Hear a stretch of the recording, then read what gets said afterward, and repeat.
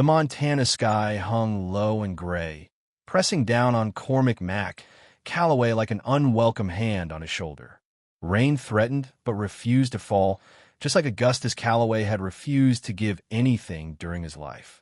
Now his father's polished mahogany casket sat before him, waiting to be lowered into the cold ground. Mac stood ramrod straight, his military bearing evident despite the 5 years since his discharge.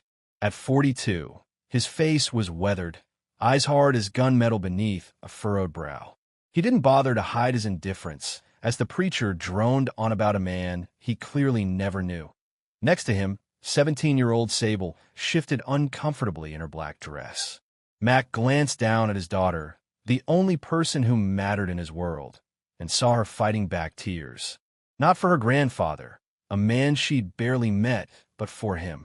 For a father having to endure this charade. "You okay?" Mac whispered. Sable nodded, her dark hair falling across her face. "I'm fine. Are you?" Mac didn't answer. The question wasn't worth acknowledging. The small gathering of business associates and distant relatives stood around the grave, their expressions more curious than grieved. Augustus Calloway had been respected for his wealth, feared for his ruthlessness, but loved by no one, especially not his only son. Ashes to ashes, dust to dust, the preacher concluded, offering the ceremonial dirt to Mac. Mac took the shovel, scooped the earth, and let it fall onto the casket with a hollow thud that echoed his emptiness. He handed the shovel back without a word and turned away. "Aren't we supposed to stay until they lower it?" Sable asked, hurrying to keep pace with his long strides. "He's dead. Doesn't matter anymore." Mac headed toward his truck, a battered black Ford that stood out among the luxury vehicles. "Mr. Calloway." Mac kept walking. "Mr. Calloway, please." He stopped, turned. A balding man in an expensive suit trotted toward them, clutching a leather portfolio to his chest. "Mr. Jenkins," Max said flatly, his father's attorney. "The reading of the will is scheduled for 4 o'clock today," Jenkins said, slightly out of breath. "Your father was most insistent that you attend." Max checked his watch. 2 hours from now." "Fine." Jenkins blinked, surprised by the easy acquiescence. "Excellent. My office downtown. You know the address." "I remember." The attorney hesitated. "Your father left specific instructions." "I don't care." Mac cut him off. "I'll be there. That's all you need to know." Jenkins backed away, nodding. "Yes, of course. My condolences again." Mac watched him retreat before continuing to the truck. Sable climbed in without a word, knowing better than to push conversation when her father got like this. The old truck roared to life, and they pulled away from the cemetery, leaving Augustus Calloway and his legacy behind. Or so Mac thought. Jenkins' office was all polished wood and leather, reeking of money and pretension. Mac sat stiffly in a high-backed chair, Sable beside him. The attorney adjusted his glasses and carefully opened Augustus' will. "As per Mr. Calloway's instructions, this reading is private and limited to family members only." Jenkins glanced at the empty chairs around them. "Which, it seems, is just the two of you." Max said nothing. His father had outlived 2 wives and alienated every other relative. "Shall we begin?" Jenkins cleared his throat. "I, Augustus William Calloway, being of sound mind and body, do hereby declare this to be my last will and testament." The legal jargon washed over Mac like white noise. He tuned it out until Jenkins' voice suddenly sharpened. "To my son, Cormac William Calloway, I leave my entire estate, including all properties, businesses, investments, and liquid assets, currently valued at approximately $50 million. Mac blinked. Sable gasped beside him. "This inheritance comes with no conditions or stipulations," Jenkins continued. "Cormac has always done as he pleased regardless of my wishes. I see no reason to attempt to control him from the grave." Jenkins looked up. "There's more, but that's the essence of it. You are the sole heir, Mr. Calloway." Max stared at the attorney, unable to process what he'd just heard. $50 million. His father's entire fortune. "There must be a mistake," he finally said. Jenkins shook his head. "There's no mistake. Everything your father owned now belongs to you." "Why?" The question escaped before Mac could stop it. He didn't share his reasoning with me, Jenkins replied. But the will is ironclad. Mac stood abruptly. How soon can the transfer be completed? The paperwork is already prepared. Once probate clears, which your father made arrangements to expedite, the assets will be yours. A month, perhaps less. Mac nodded once. Send everything to my ranch. In your bill, Dad, Sable said, her voice small. Are you okay? Let's go, he replied, ignoring the question. Outside, in the truck, Mac gripped the steering wheel until his knuckles turned white. $50 million. A fortune built on cutthroat business practices, on destroying lives, on breaking spirits, including his own. Dad, Sable tried again. What are you going to do with all that money? Mac started the engine. Secure your future. But what about you? Mac pulled out onto the street. I don't need anything. Grandpa left you everything, she pressed. Doesn't that mean something? It means he's playing games even from the grave. Mac's voice hardened. Augustus never gave without expecting something in return. This money is his final insult. I don't understand. Mac glanced at his daughter. So young, so innocent despite the hardships she'd already faced. He's mocking me, giving me what he knows I never wanted. But why not just enjoy it? Use it for something good. Mac's expression softened slightly. That's what I intend to do. For you. The rest of the drive passed in silence. Mac's mind churned with memories of belt lashings disguised as discipline, of coldness masquerading as strength, of a childhood spent trying to earn love that never came. Now, in death, Augustus had given him everything except the one thing Mac had ever wanted from him. As they approached the ranch, Sable finally spoke again. I think I'm going to hang out with Lyndon tonight. Clear my head. Mac nodded. Be back by 10. Dad, I'm 17. 10, he repeated, his tone brooking no argument. Sable sighed but didn't protest further. She knew the boundaries, knew the reasons behind his protectiveness. Her mother had taught them both painful lessons about trust. The ranch came into view. 20 acres of land surrounded by a heavy fence, security cameras at strategic points, the house itself built like a fortress. Mac had designed it that way after Anessa left, after the threat started. A place where he could keep Sable safe. He parked in front of the house and killed the engine. Go change. I'll make dinner before you head out. Sable hesitated, then leaned over and hugged him awkwardly. I love you, Dad. Mac stiffened, then returned the embrace briefly. Love you too, kid. He watched her go inside, then sat in the truck a moment longer, staring at nothing. $50 million wouldn't change who he was. Nothing could do that. But it might change what he could do for Sable College without debt, a future without limits. For that, he would accept Augustus' blood money. But he would never forget what it had cost. Night fell over the ranch, bringing with it a bitter wind that rattled the windows. Mac sat in his study, a glass of whiskey untouched before him, staring at the documents Jenkins had given him. Property deeds, stock certificates, bank accounts. A paper trail of Augustus' empire. The security system chimed, alerting him to a vehicle approaching the gate. Mac frowned, checking his watch. Too early for Sable to be home. He pulled up the security feed on his laptop. A sleek black SUV idled at the gate, headlights cutting through the darkness. Mac zoomed in on the driver's window as it rolled down, his stomach clenched. Anessa, 0.5 years since he'd last seen her, since the divorce that had nearly destroyed him. Her hair was different, shorter, dyed platinum blonde, but her face was the same, beautiful and cold. The passenger door opened, and a man stepped out. Tall, muscular, with a shaved head and a jagged scar running down one cheek. Mac recognized him immediately. Bryson Cade, the ex-con Anessa, had left him for after his last deployment. But they weren't alone. The back doors opened, and 3 more men emerged, hard-looking individuals with the unmistakable bearing of criminals. Mac reached for his phone, hesitated, then set it down. No point calling the sheriff. In a town this small, word of Augustus' death and the inheritance had undoubtedly spread.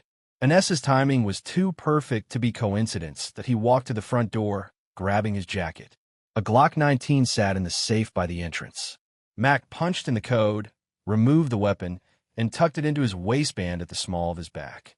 Then he headed out to meet his past. The ranch's floodlights illuminated the scene as Mac approached the gate. Anessa stood with her arms crossed, Bryson looming beside her. The three men spread out behind them, a show of force. Mac stopped several feet from the gate, just out of reach. Anessa. Mac. Her voice was honey over ice. You're looking well. What do you want? She smiled, all teeth and no warmth. I heard about Augustus. My condolences. Bullshit. What do you want? Is that any way to greet your wife? Ex-wife, Mac corrected. The papers were finalized 5 years ago. Anessa's smile faltered. Yes, well, about that. I've been reviewing our divorce settlement, and I feel it was inequitable. Mac almost laughed. You got exactly what you asked for. Everything. That was before I knew about Augustus' fortune. She took a step closer to the gate. Half of that money is rightfully mine, Mac. Now he did laugh, a harsh sound devoid of humor. You're out of your mind. Bryson moved forward, hands curling into fists. Watch how you talk to her. Mac ignored him, keeping his eyes on Anessa. We were divorced long before my father died. You have no claim to anything. Montana is an equitable distribution state, she said, as if reciting a memorized line. Assets acquired during marriage or with the potential to be acquired based on actions during marriage. Save the legal bullshit for someone who cares. Mac cut her off. You're not getting a dime. Anessa's facade cracked slightly, her eyes narrowing. You always were stubborn, Mac. It's why we never worked. We never worked because you were sleeping with half of Billings while I was deployed. Bryson surged forward, grabbing the gate. You son of a... Easy, one of the men behind him said, putting a hand on his shoulder. This man was different, calmer, better dressed, with an air of authority. We're just having conversation. Mac assessed him quickly. Mid-40s, expensive watch, confidence of someone used to being in charge. Dangerous. And you are? Mac asked. Calder Finn. The man offered a thin smile. A business associate of your ex-wife's. What kind of business? The lucrative kind. Finn's smile didn't reach his eyes. Ms. Vaughn has retained our services to help resolve this unfortunate dispute. Mac understood immediately. The Blood Crows. He'd heard whispers about them, a Denver-based gang expanding their territory into Montana, dealing in everything from drugs to murder for hire. And now Anessa was involved with them. There's no dispute, Mac said evenly. Just trespassing on private property. Anessa stepped forward again, placing her manicured hands on the gate. 25 million, Mac. That's all I'm asking. Half of what's rightfully mine. Turn around, Anessa. You're wasting your time. Her expression hardened. That's where you're wrong, Mac. This is my time now. Mac reached over and hit the control panel. The gate slid shut in her face, locking with a metallic click. For a moment, he expected rage, screaming, threats, the Anessa he remembered from their worst fights. Instead, she simply smiled. That smile chilled him more than any outburst could have. We'll be in touch, she said, turning back to the SUV. Finn lingered a moment longer, his eyes measuring Mac. Consider her offer, Mr. Calloway. It would be the sensible thing to do. Get off my property, Mac replied.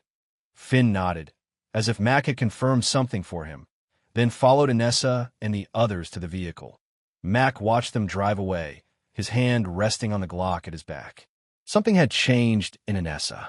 The woman he'd married had been manipulative, selfish, even cruel, but this calculated coldness was new and far more dangerous. Back inside, Mac poured himself another whiskey and drank it in one swallow. The burn in his throat was nothing compared to the acid churning in his gut.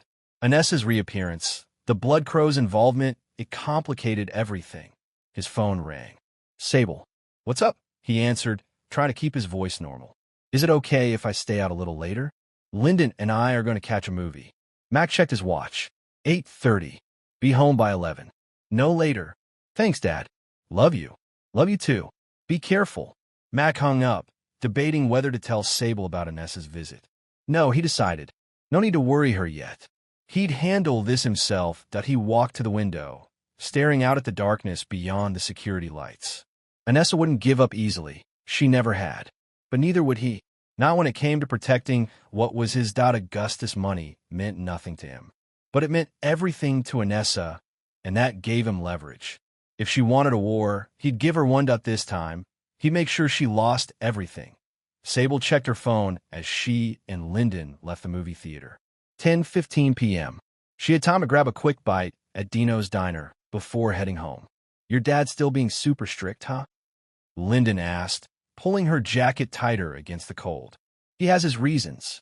Sable shrugged, unwilling to explain the complicated history behind her father's protectiveness.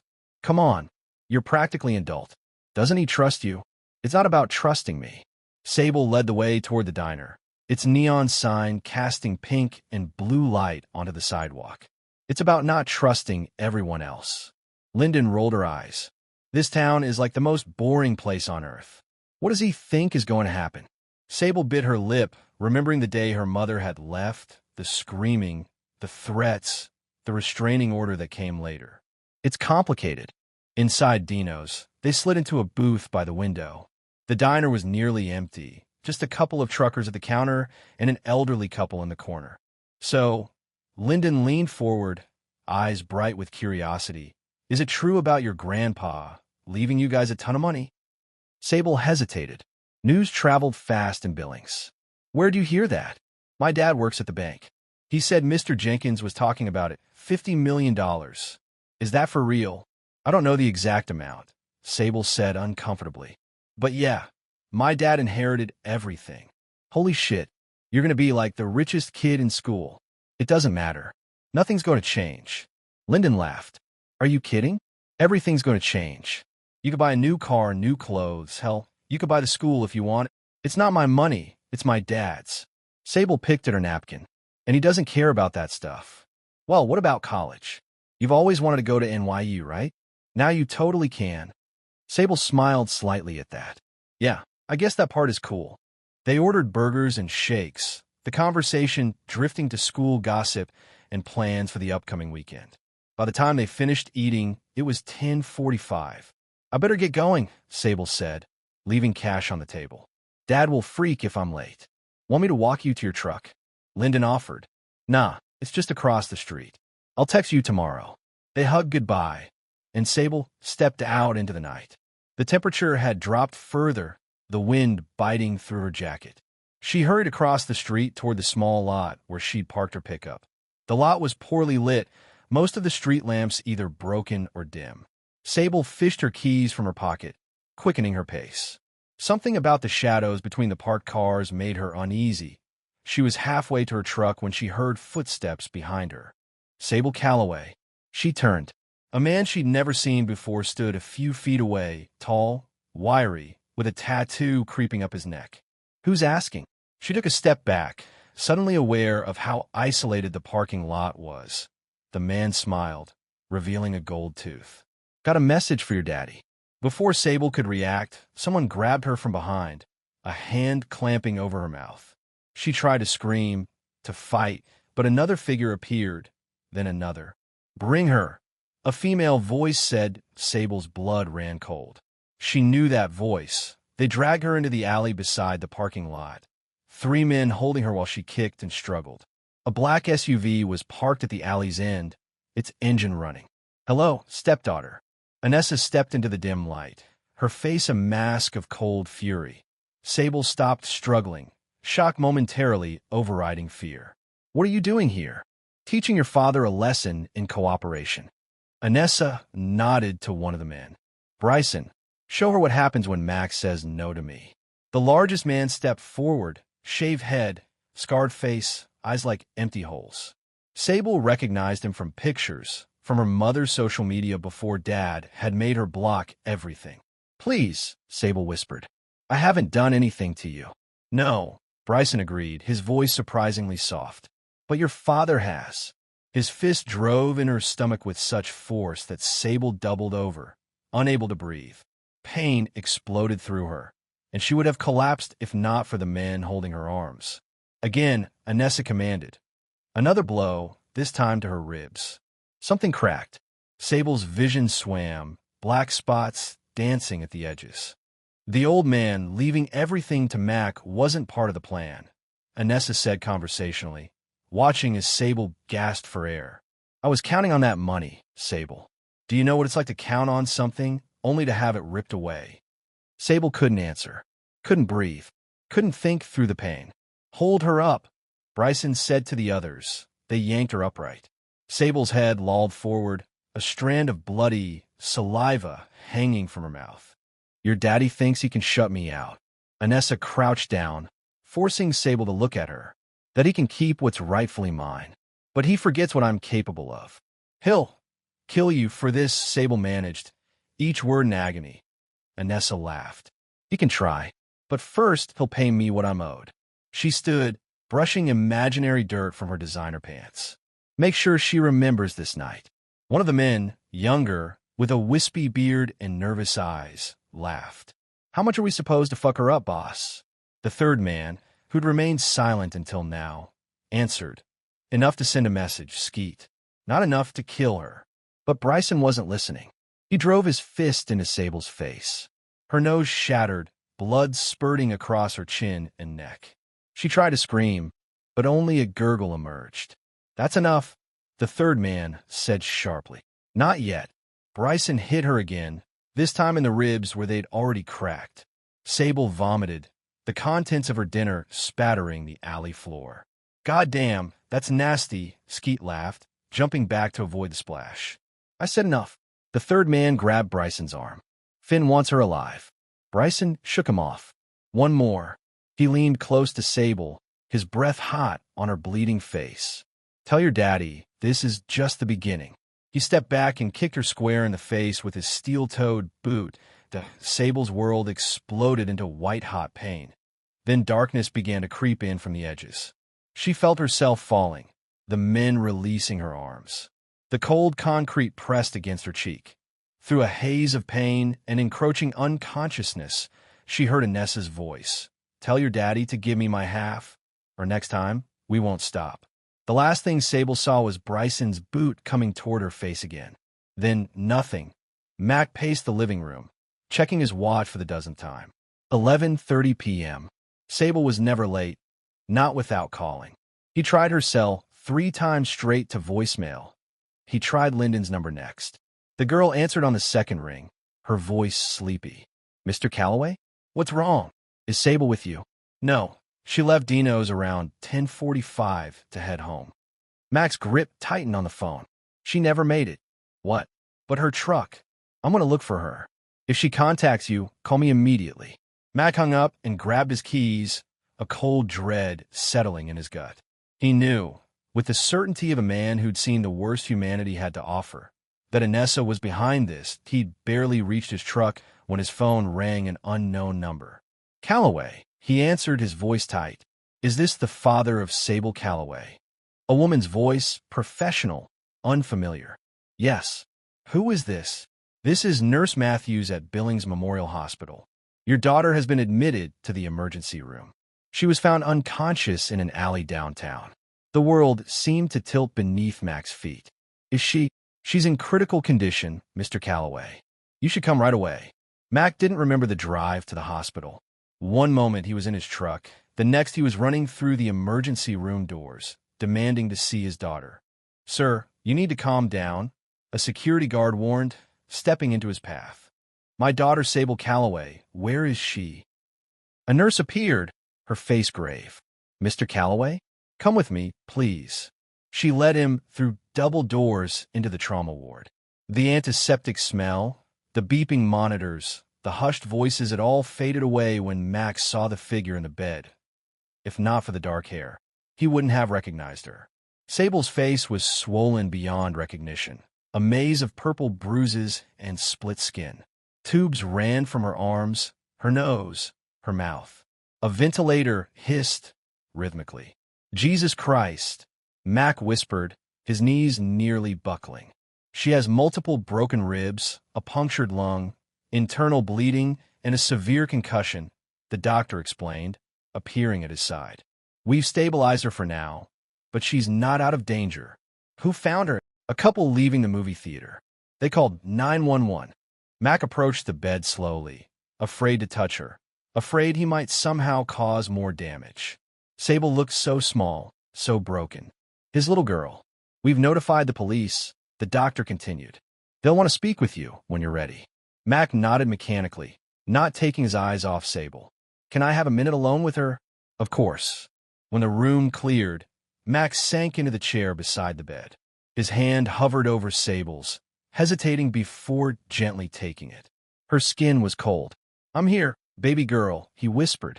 I'm right here. She didn't stir. Only the steady beep of the heart monitor answered him.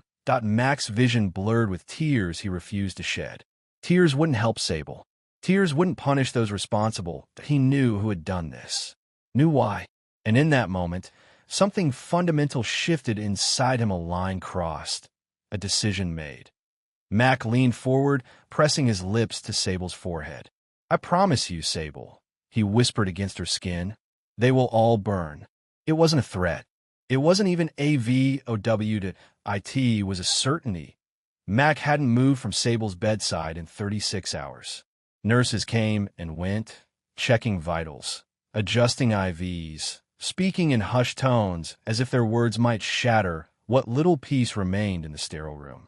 He sat rigid in the uncomfortable chair, eyes fixed on the broken form of his daughter, listening to the steady beep of machines keeping track of her life. That a doctor entered, different from the one who had been there when Mac arrived. Younger, with tired eyes and a clipboard clutched to his chest. Mr. Calloway? I'm Dr. Reeves. I've been monitoring your daughter's condition. Mac didn't look up. Any change? Her vitals have stabilized, Dr. Reeves said, moving to the opposite side of the bed. The swelling in her brain has begun to subside, which is a good sign.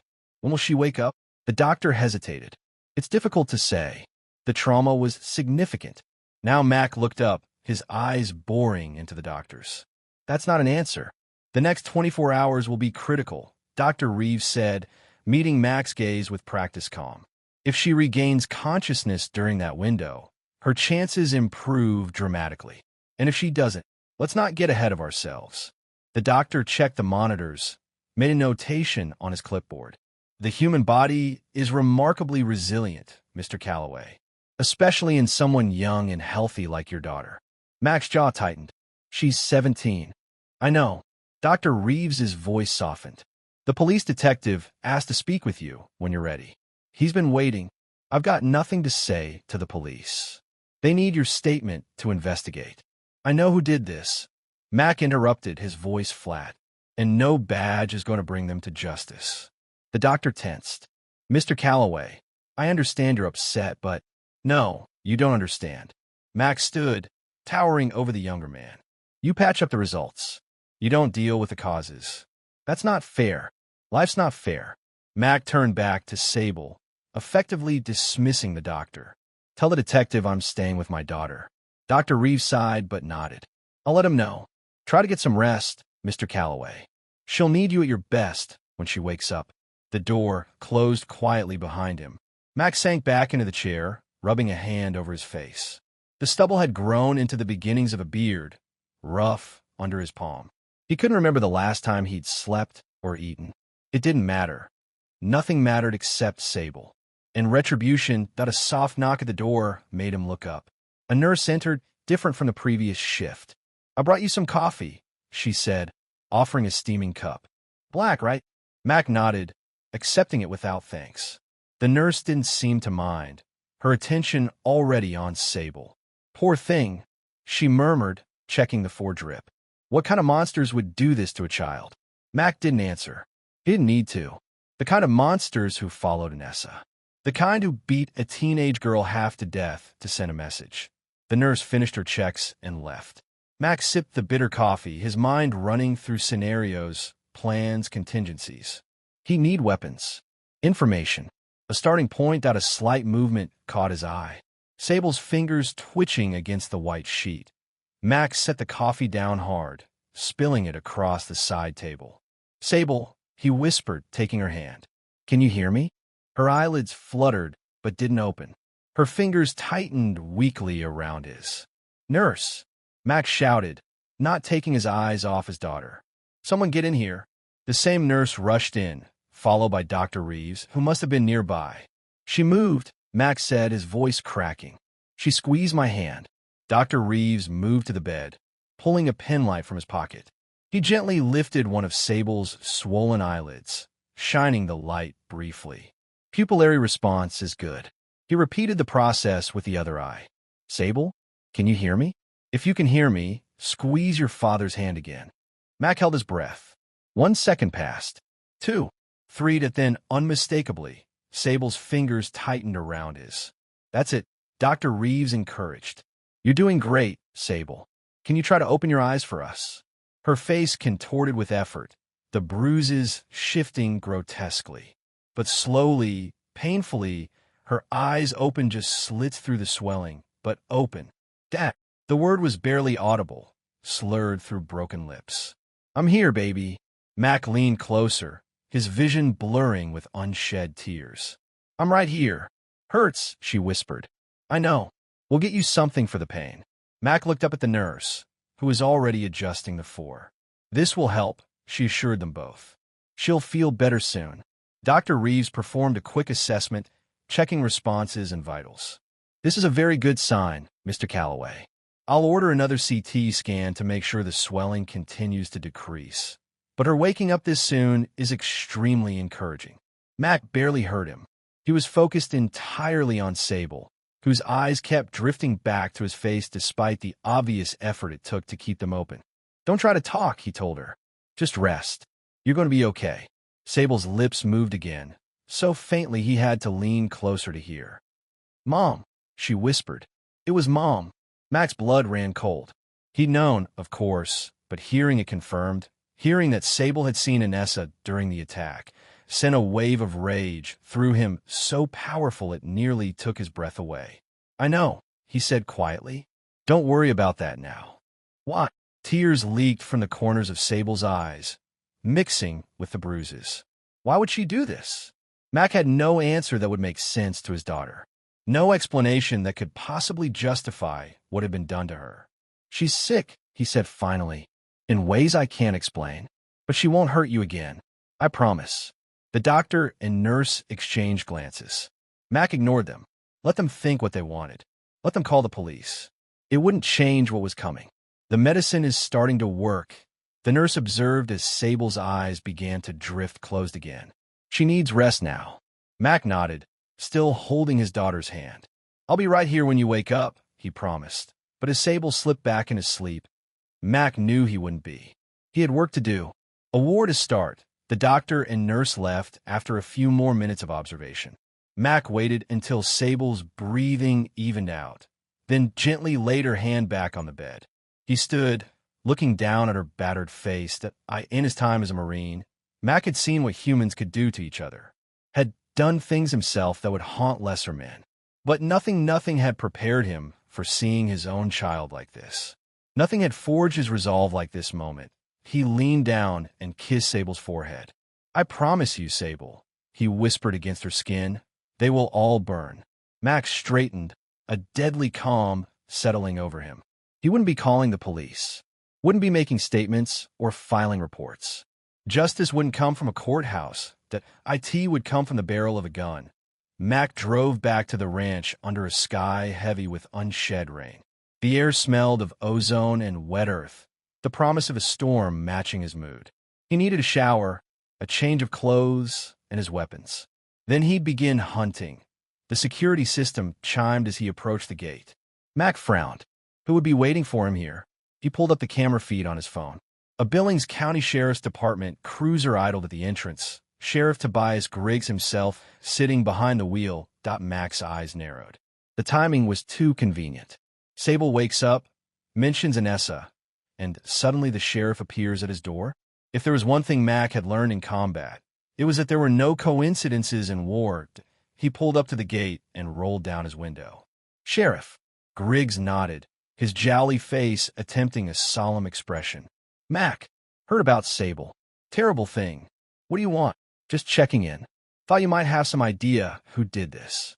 Mac studied the man's face. Griggs had been sheriff for 15 years, running unopposed in the last 3 elections. A good old boy who knew everyone's business and made sure things ran smoothly, or so Mac had always thought. Why would I know something the police don't? Mac asked carefully. Griggs shrugged. Just figured, What with your ex-wife showing up in town right before this happened? Might be connected. Mac didn't react. You've seen Inessa? Word gets around. Griggs shifted in his seat. Mind if I come in? Rather not have this conversation through car windows. After a moment's hesitation, Mac opened the gate. He led the sheriff to the house, watching the man's eyes scanning the property, noting defenses, escape routes. Not the behavior of someone making a simple condolence call. Inside, Mac didn't offer coffee or a seat. He stood in the center of the living room, arms crossed. Talk. Griggs removed his hat, turning it in his hands. Like I said, just checking in. Sable's a good kid. Whoever did this needs to face justice. And you're here to make sure that happens. Mac's voice was acid. It's my job. Your job. Mac repeated slowly. Funny how your job didn't include keeping the blood crows out of Billings. Griggs's eyes widened slightly before he controlled his expression. Don't know what you're talking about. I think you do. Mac took a step closer. I think you know exactly who they are and what they're doing here. I think you know they're working with my ex-wife. And I think you're getting paid to look the other way. That's a serious accusation, Mac. Griggs's hand drifted toward his holster. The kind that could get a man in trouble. Trouble? Mac laughed, a harsh sound with no humor in it. My daughter is lying in a hospital bed, beaten half to death. And you're talking to me about trouble? I'm sorry about Sable. Truly I am. But whatever you're thinking of doing, don't. Griggs's voice hardened. Let the law handle this. The law. Mac moved so quickly. Griggs had no time to react. He grabbed the sheriff by the throat and slammed him against the wall. You mean you? The man on Inessa's payroll? I don't. Griggs choked as Mac's grip tightened. Don't lie to me. Mac hissed. I saw you meeting with Calder Finn at the West Side Motel 2 days ago. Right after Inessa showed up at my gate. It was a bluff, but Griggs's panicked expression confirmed it. Mac had guessed right. It's not what you think, Griggs gasped.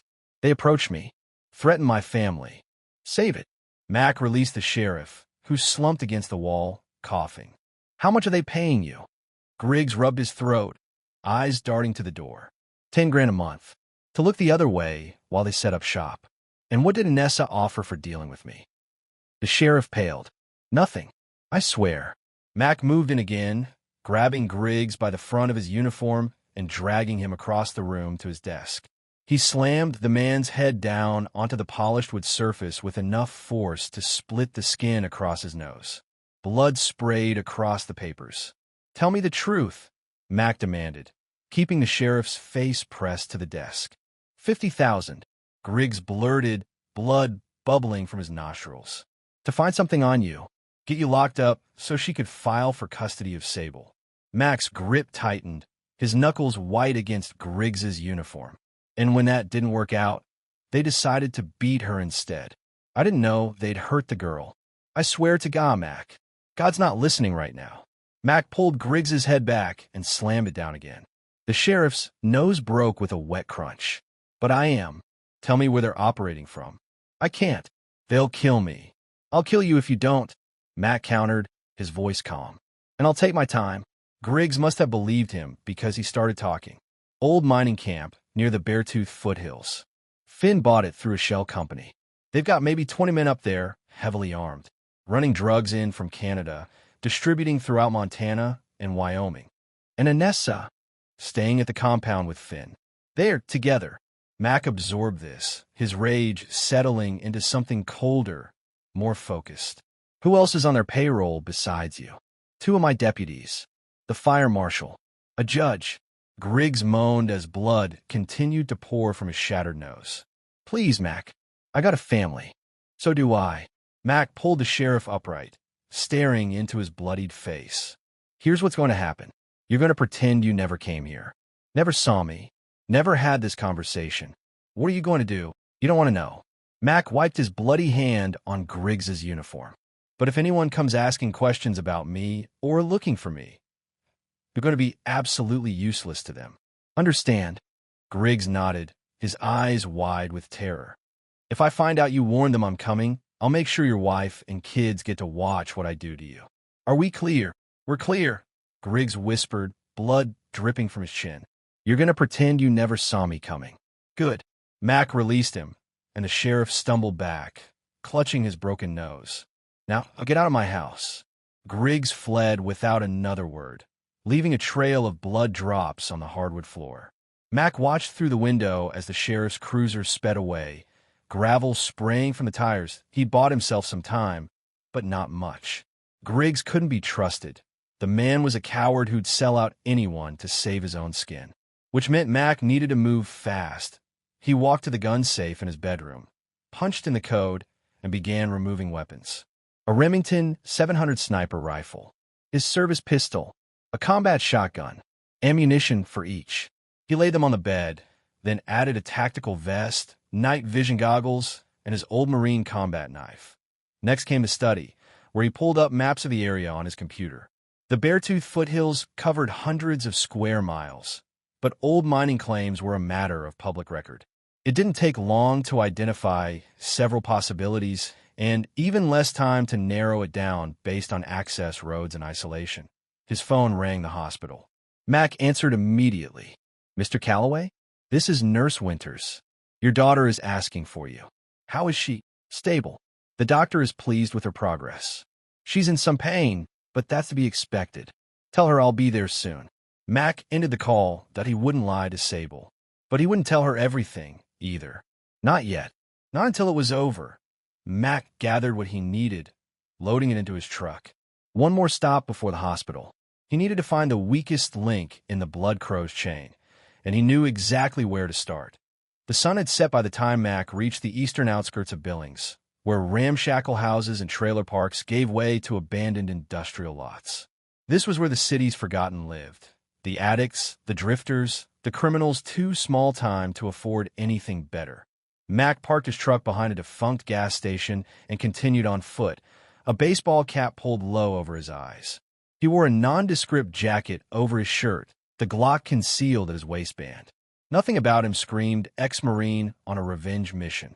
The dealer had told him Skeet would be at a place the locals called the Tin, a dilapidated ranch house with aluminum siding that glinted dully under the streetlights. 3 rusted cars sat in the dirt yard, and the windows glowed with the sickly blue light of television screens. Max circled the property once, noting exits, the number of people inside based on shadows and voices. 4, maybe 5. One of them would be Skeet, the man who had laughed while his daughter vomited blood. He waited in the shadows of a dead elm tree, watching as 2 men stumbled out the front door, arguing loudly about money and drugs. Neither matched the description he'd gotten of Skeet. They climbed into one of the cars and drove off, leaving 3 inside at most. Mac approached the back of the house, silent despite his size. A window was cracked open, voices drifting out.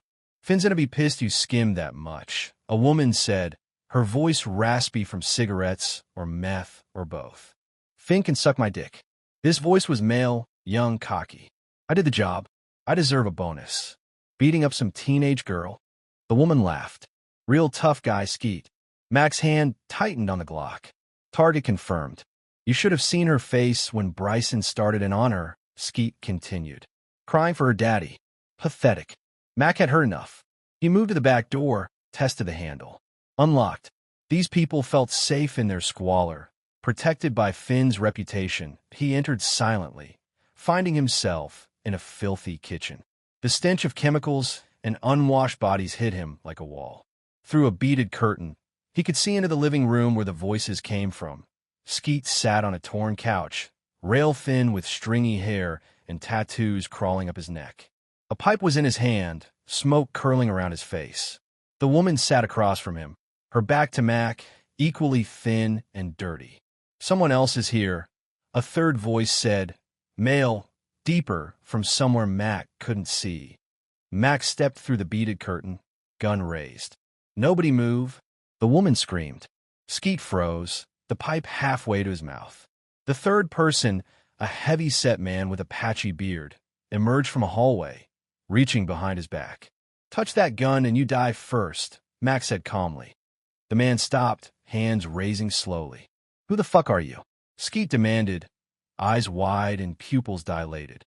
"The father of the girl you helped beat half to death." Recognition dawned on Skeet's face, followed by fear. "Shit, man, that wasn't personal. Just business." This isn't personal either, Mac replied.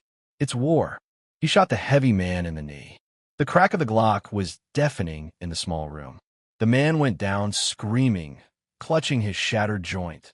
The woman bolted for the door. Mac let her go. She wasn't his target. Jesus Christ.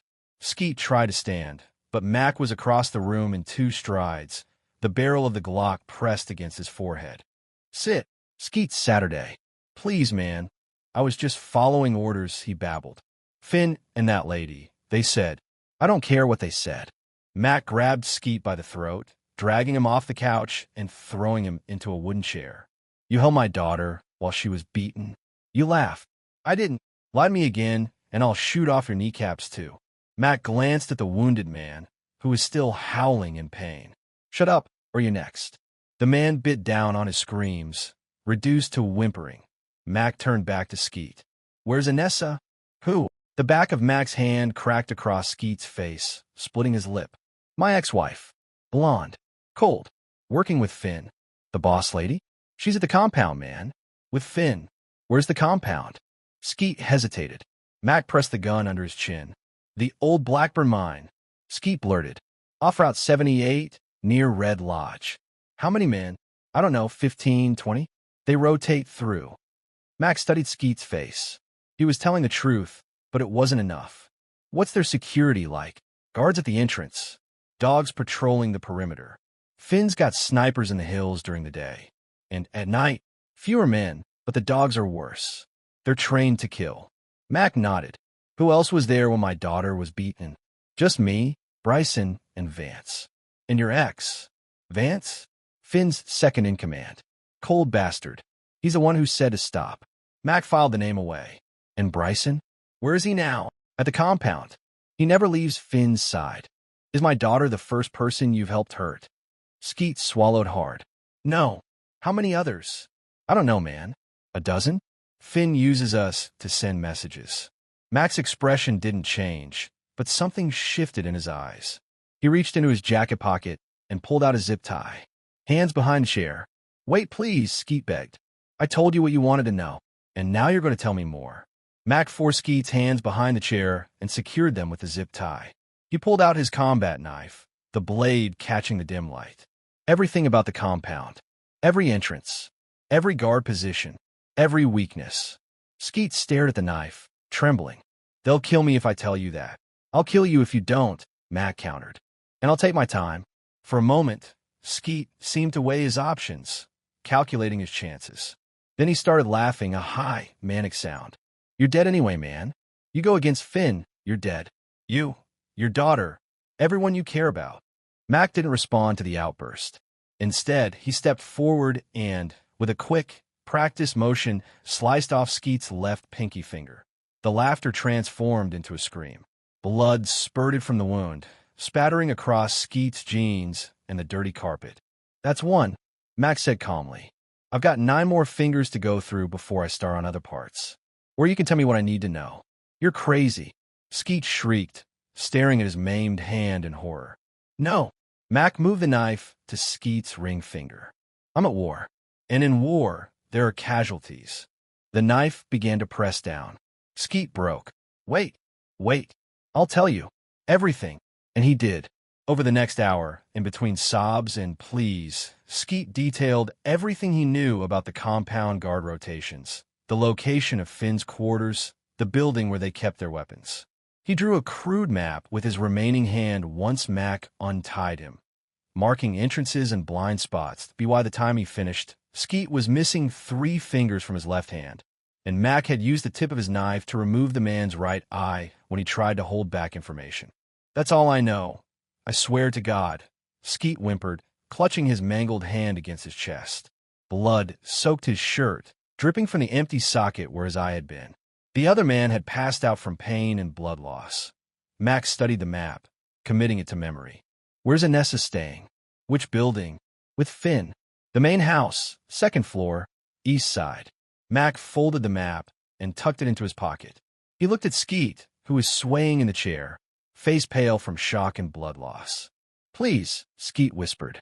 You got what you wanted. Let me go. Let you go. Mac tilted his head. So you can warn them I'm coming? I won't. I swear. You beat my 17-year-old daughter. You laughed while she bled. Mac raised the Glock. No second chances. The shot echoed through the small house. Skeet's body slumped in the chair, a neat hole in the center of his forehead. Mac wiped down anything he'd touched, then left through the back door. The other man was still unconscious, but alive. Mac left him that way, a witness who could spread the message that he drove to the outskirts of town to an old railroad bridge spanning a ravine. The place was deserted at this hour. Mac parked, then opened the trunk where he'd stored Skeet's body wrapped in a tarp.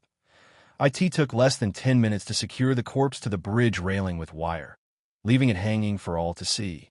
A message, just as Sable's beating had been meant as a message. But Mac's message was clearer. This is only the beginning. As he drove toward the hospital, rain finally began to fall, washing the blood from the bridge and from Mac's hands. But nothing would wash away what was coming. The war had begun. The discovery of Skeet's mutilated body hanging from the railroad bridge sent ripples through Billings. By sunrise, everyone connected to the Blood Crows knew that someone had declared war on them. And they all knew who that someone was. Mac sat in his truck outside the hospital, watching the morning shift nurses file in. He'd spent 2 hours with Sable during the night, enough time to see improvement in her condition, enough time to strengthen his resolve. The doctors had reduced her pain medication, allowing her to speak more clearly. "Did you do it?" she had asked, her voice barely a whisper. Mac hadn't pretended to misunderstand. "Yes." "Good." That single word from his daughter's broken lips had been all the absolution he needed. His phone buzzed. Unknown number. Mac answered without speaking. "You stupid son of a bitch." Sheriff Griggs's voice, tense and hushed. "Do you know what you've done?" "Sent a message," Mac replied calmly. "You've started a war you can't win. Finn's called in reinforcements from Denver. They're coming for you, Mac. Coming hard. Let them come. Listen to me." Griggs lowered his voice further. "They found me this morning, wanted to know what I told you. I covered for you, but they're watching me now. They want your location, and you're calling to warn me." Mac's voice dripped skepticism. "I'm calling because I've got a family. Damn it. They threatened my kids, Mac." "My kids?" Mac considered this. "What do they want from you?" "To set you up. Tell you I've got information, get you to meet me somewhere isolated. And you do that for them." A pause. "I would have saved my family." "Then do it." "What?" "Call them. Tell them I agreed to meet you. Tonight at my ranch." Griggs was silent for a moment. "That's suicide." "Not for me." "Mac, they'll bring everyone they've got. 20, maybe 30 men." "Good. Saves me the trouble of hunting them down." "You're insane." "No, I'm at war." Mac watched the doctor hurry into the hospital, late for his shift. "Set it up. Tell them I'll be alone at the ranch tonight." Sam panicking, getting ready to run. "They won't believe that. Not after what you did to Skeet. Make them believe it. Tell them I didn't expect the fallout, that I'm in over my head. Tell them whatever you need to." Another long pause. "You better know what you're doing." "One more thing, Griggs." "What?" "If anything happens to my daughter while I'm dealing with this, I'll hold you personally responsible. I can post a deputy at the hospital, one you trust, not one on Finn's payroll." "Done." Mac ended the call. The trap was baited. Now he needed to prepare. He drove to a hardware store in the next county over, where no one knew him. Purchased propane tanks, fertilizer, nails, wire. Basic components for improvised explosives, something he'd learned in Afghanistan. Then to a hunting supply store for more ammunition. A grocery store for food and water. Enough supplies to last several days. By mid-afternoon, he was back at the ranch, transforming it into a killing ground. The barn was his focus. A large structure 100 yards from the main house, filled with farm equipment he rarely used. Mac spent hours rigging explosives throughout the building, connecting them to a remote detonator. He positioned ammunition caches in strategic locations around the property, established fallback positions, created choke points. As dusk approached, he called the hospital to check on Sable. She was stable, sedated for the night. The deputy was in place outside her room. "Good." Mac showered, dressed in black tactical pants and a dark shirt, strapped on his sidearm and combat knife, loaded his shotgun and placed it by the front door. set up his sniper rifle in the upstairs bedroom window with a clear view of the approach road.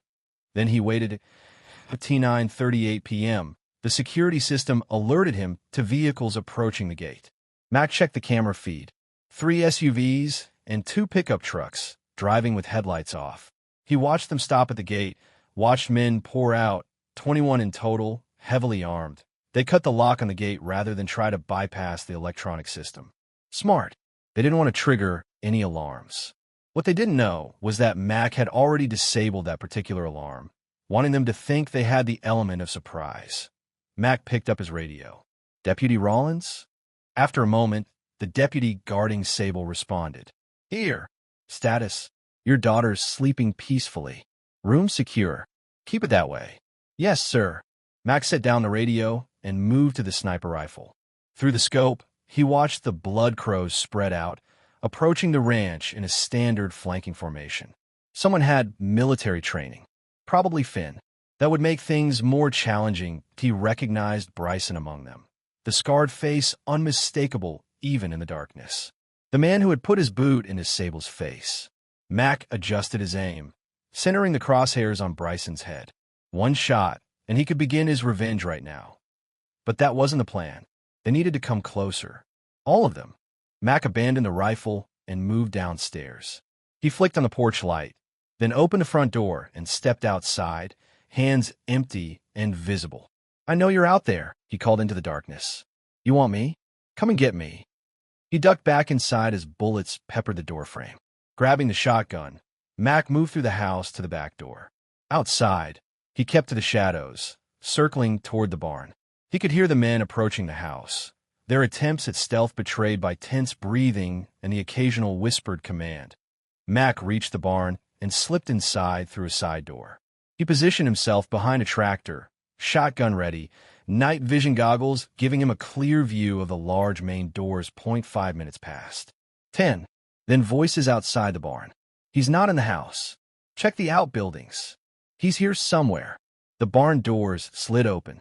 Flashlight beams cut through the darkness. Anyone see anything? Spread out. Check every corner. 5 men entered, then 3 more. 8 total. Mac waited until they were all well inside, spread out among the farm equipment and hay bales. Then he stood, looking for me. His voice echoed in the cavernous space. The men spun toward the sound, raising their weapons. It's him, one shouted. Take him down. Mac ducked behind the tractor as bullets flew. He had seconds before they would flank him. He pulled the remote detonator from his pocket and pressed the button. The world erupted in fire and thunder. The explosion lifted the barn's roof, sending it crashing back down in a hail of burning timber. The walls blew outward, propelling nails and metal debris like shrapnel. The men inside had no chance. Those not killed instantly by the blast were crushed by falling debris or impaled by projectiles. Mac had been sheltered behind the tractor, protected from the worst of the blast. Still, the concussion left his ears ringing as he staggered to his feet. The barn was gone, transformed into a roaring inferno. Around him lay the broken remains of men who had helped hurt his daughter. He checked a shotgun, then moved toward the edge of the destruction. The explosion would have disoriented the remaining blood crows, but they'd regroup quickly. He needed to keep moving. Through the smoke and flames, Max saw figures running toward the barn. Perfect. He raised the shotgun and fired. The first man went down. The second turned to run and caught a load of buckshot in the back. It's a trap, someone shouted. Fall back. Max circled through the smoke, using it as cover. He found 3 more men huddled behind a pickup truck, arguing about what to do next. We need to get the hell out of here, one was saying. This guy's insane. Finn will kill us if we run. Another countered. Better Finn than this psycho. Did you see what he did to Skeet? Max stepped around the truck. You should have listened to your friend. They whirled, but too late. The shotgun roared 3 times, and 3 more bodies hit the ground. Mac reloaded, listening. The ranch had fallen silent except for the crackling of the burning barn. He moved toward the house. Keeping to the shadows, a figure burst from behind a shed, firing wildly. Mac dropped to one knee, brought the shotgun up, and fired. The man's chest erupted in a spray of red mist. 7. Mac counted aloud. Plus 8 in the barn. 15. 6 left, including Bryson. But where was Finn? He hadn't seen the Blood Crow's leader among the attackers. The answer came with the roar of an engine. One of the SUVs burst from behind the house, accelerating toward the broken gate. Mac raised a shotgun, but the vehicle was already too far away. Someone was escaping. Mac let them go. Let them report what had happened here. Let them spread the message. Don't mess with Cormac Calloway's family. He did a sweep of the property, finishing off 2 wounded men he found hiding in the bushes. That left 4 unaccounted for. A noise from the house caught his attention. Mac approached cautiously, shotgun ready. Through the open front door, he could see signs of movement inside, but he slipped around to the back, entering silently through the kitchen. Voices drifted from the living room, angry, desperate. "We need to burn this place down within a minute," someone said. "It's the only way. Finn wants him alive," another voice responded. Bryson's voice. "Says the boss lady wants to deal with him personally." "Screw that. You saw what he did out there. I'm not going back to Finn empty-handed. You want to run? Go ahead. I'll tell him you died like a hero." Max stepped into the doorway. "Neither of you is going back." The 2 men spun around. Bryson was there, along with a younger Blood Crow Mac didn't recognize. Both raised their weapons. Mac fired first. The younger man's head snapped back as buckshot tore through his face. Bryson managed to get off a shot, the bullet grazing Mac's left arm before the shotgun's second barrel caught him in the stomach. Bryson crashed into the wall, sliding down to the floor. Blood poured from a wound in his abdomen, soaking his shirt. He looked up at Mac, recognition and fear in his eyes. "You," he gasped. "Me." Mac lowered the shotgun, drawing his pistol instead. "Remember my daughter? The 17-year-old girl you put in the hospital. Business." Bryson coughed, blood spraying from his lips. "Nothing personal." "This isn't personal either." Mac raised the pistol. "This is justice." The shot echoed through the house. Bryson's body slumped sideways, a neat hole in the center of his forehead. Mac searched the rest of the house, finding no one else. 18 confirmed dead. 3 unaccounted for, including Finn and, presumably, Anessa. Outside, Mac surveyed the destruction. The barn was a smoldering ruin. Bodies lay scattered across the property, blood soaked into Montana soil. Phase 1 complete. Now for the main event. The old Blackburn mine sprawled across 30 acres in the foothills of the Beartooth Mountains. Once a source of copper and silver, it had been abandoned in the 1970s, the rusting equipment and crumbling outbuildings left to decay, until Calder Finn recognized its potential as a base of operations. Mac lay belly down on a ridge overlooking the compound, studying it through binoculars. The main house, once the mine manager's residence, stood at the center, recently renovated with new windows and reinforced doors. Around it clustered smaller buildings, barracks for the men, a warehouse for their product, a garage for their vehicles, just as Skeet had described. The attack on Mac's ranch had happened 2 nights ago. As expected, the survivors had fled back to Finn, bringing news of the massacre. Mac had followed discreetly, keeping his distance, using the time to observe and plan. Security had been heightened. Armed men patrolled the perimeter, moving in pairs. Dogs, large Rottweilers and German Shepherds accompanied some of the guards. In the hills surrounding the compound, snipers kept watch during daylight hours. Mac had counted 22 men, not including Finn and whoever might be inside the main house. Some were clearly veterans, moving with the disciplined precision of trained soldiers. Others were street thugs, there for the money and the violence. All were on edge after what had happened at the ranch. Mac checked his watch. 2:17 a.m. The guard rotation would change at 2:30. The 15-minute window when attention would be divided, he gathered his equipment. A suppressed rifle, his sidearm, a backpack of additional gear, and began making his way down the ridge. The moon was a sliver in the sky, providing minimal light. Perfect to the base of the ridge. Mac encountered the first hurdle, a chain-link fence topped with razor wire. He removed wire cutters from his pack and made a hole just large enough to squeeze through, then covered his tracks as best he could. The first patrol appeared 2 men with a German shepherd, walking the perimeter. Mac froze, controlling his breathing. The dog would smell him if it got close enough that he reached into his pocket and removed a small canister. Bear, mace effective against dogs and humans alike. When the patrol was 30 yards away, Mac tossed a rock in the opposite direction. The sound immediately drew their attention. What was that? One of the guards said, raising his rifle. Probably just a deer, his partner replied. Check out anyway. The first guard moved toward the sound, the dog straining at its leash. Mac waited until they were directly downwind, then slipped from cover and approached the remaining guard from behind. His knife entered the base of the man's skull, severing the spinal cord. Death was instantaneous and silent. Mac lowered the body to the ground, then moved to intercept the first guard. The dog smelled him first, growling low in its throat. What is it, boy? The guard asked, turning in Mac's direction. Mac sprayed the bear mace directly in the dog's face. The animal yelped and retreated, pawing at its eyes. The guard raised his rifle, but Mac was already on him, driving the knife into his throat. Point 2 down. Many more to go. Mac moved from shadow to shadow, approaching the compound. When possible, he avoided the patrols. When necessary, he eliminated them silently, a knife to the throat, a broken neck. Each body he hid, buying time before the alarm was raised. Point 4 guards down. 6, 8. He reached the warehouse, picking the lock with practiced ease. Inside, crates of drugs and weapons lined the walls. Mac planted small charges at strategic points, not enough to destroy the building immediately, but enough to start a fire when detonated. A distraction for later. Next, the garage.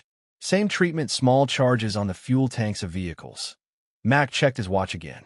3:42 a.m. The lack of radio check-ins from the eliminated guards would soon raise suspicions. He needed to move faster. The barracks presented a different challenge. 2 large buildings housing most of Finn's men. Too many to take on directly. Mac crept to the electrical panel on the side of the nearest barracks and cut the power. Immediately, confused voices rose from inside. Power's out. Check the generator. 2 men emerged from the barracks, flashlights in hand. Mac let them pass, then slipped inside the open door. In the darkness, the remaining men were fumbling for weapons and lights. Mac moved among them like a ghost, knife flashing.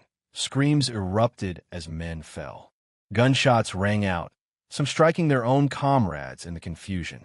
Mac exited through the back door as chaos consumed the barracks. The alarm was raised, now shouting, running footsteps, more gunfire. Mac triggered the charges in the warehouse and garage. Multiple explosions lit up the night, followed by the whoosh of igniting fuel. Flames shot into the sky as vehicles exploded and the warehouse began to burn. Men poured from the second barracks, running toward the fires. Mac picked them off with the suppressed rifle, one by one, from the shadows, but his main target remained elusive.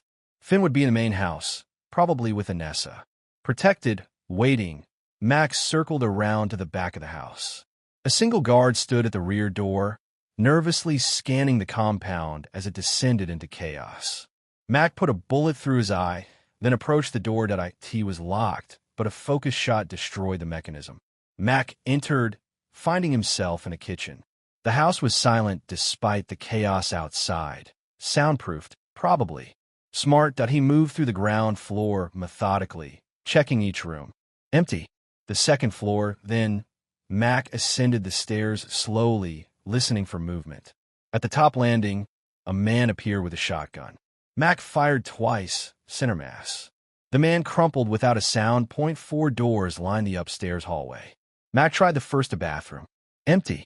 The second, a bedroom, recently used but unoccupied. The third door was locked. Mac backed up and kicked it open, rolling to the side immediately. Gunfire erupted from within, bullets splintering the doorframe where he had been standing a moment before. Mac tossed in a flashbang grenade, turned away, and covered his ears. The explosion was deafening even with protection. Mac entered the room, weapon raised. A man was staggering near the window, disoriented from the flashbang. Not Finn. Mac dispatched him with a single shot, then checked the closet and under the bed. No 1.1 door left. Mac approached it cautiously. No sound from within. He tried the handle unlocked. Too easy. He pushed the door open with the barrel of his rifle, staying clear of the doorway. Nothing happened. Mac risked a glance inside. A large bedroom, luxuriously furnished. And standing in the center, seemingly unafraid, was Calder Finn. "Calloway," Finn said, as if greeting an expected guest. "I was wondering when you'd get here." Mac entered the room, rifle aimed at Finn's chest. The Blood Crow's leader was younger than Mac had expected, early 40s, fit, with the bearing of a career military man.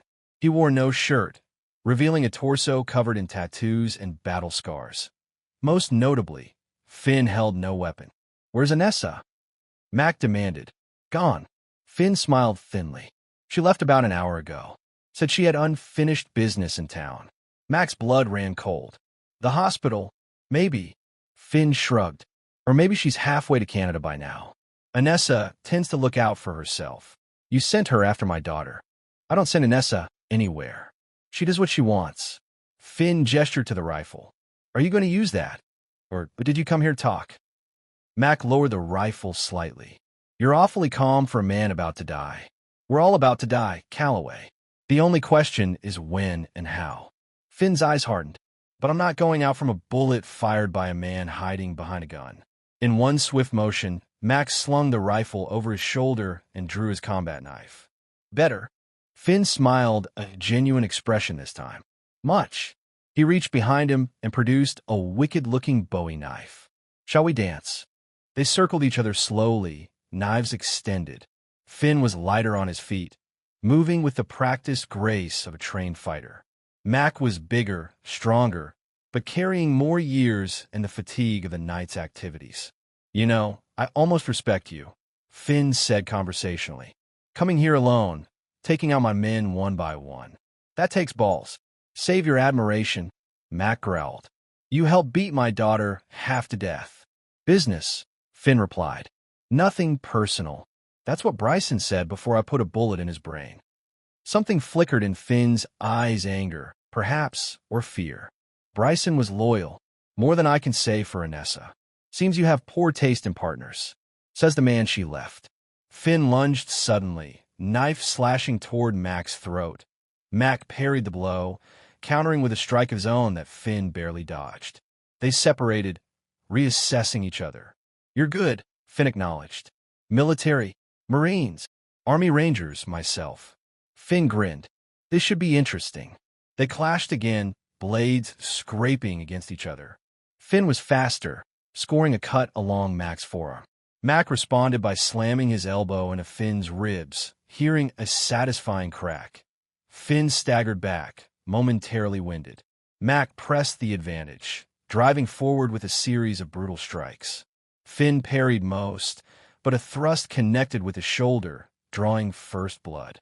"First round to you?" Finn gasped, touching the wound. "But I'm just warming up." The fight intensified, both men fully committed now. They crashed around the room, knocking over furniture, smashing lamps. Blood spattered the expensive carpet, sometimes Finn's, sometimes Mac's. Despite the injury to his ribs, Finn was proving a formidable opponent. He fought with the desperation of a man who knew he was fighting for his life, landing vicious cuts to Mac's chest and arms. But Mac fought with something more powerful than desperation. He fought with the cold rage of a father who had seen his child broken. Every blow he landed was for Sable. Every cut, every bruise he received only fueled his determination. Finn tried to create distance, knowing his speed was his advantage.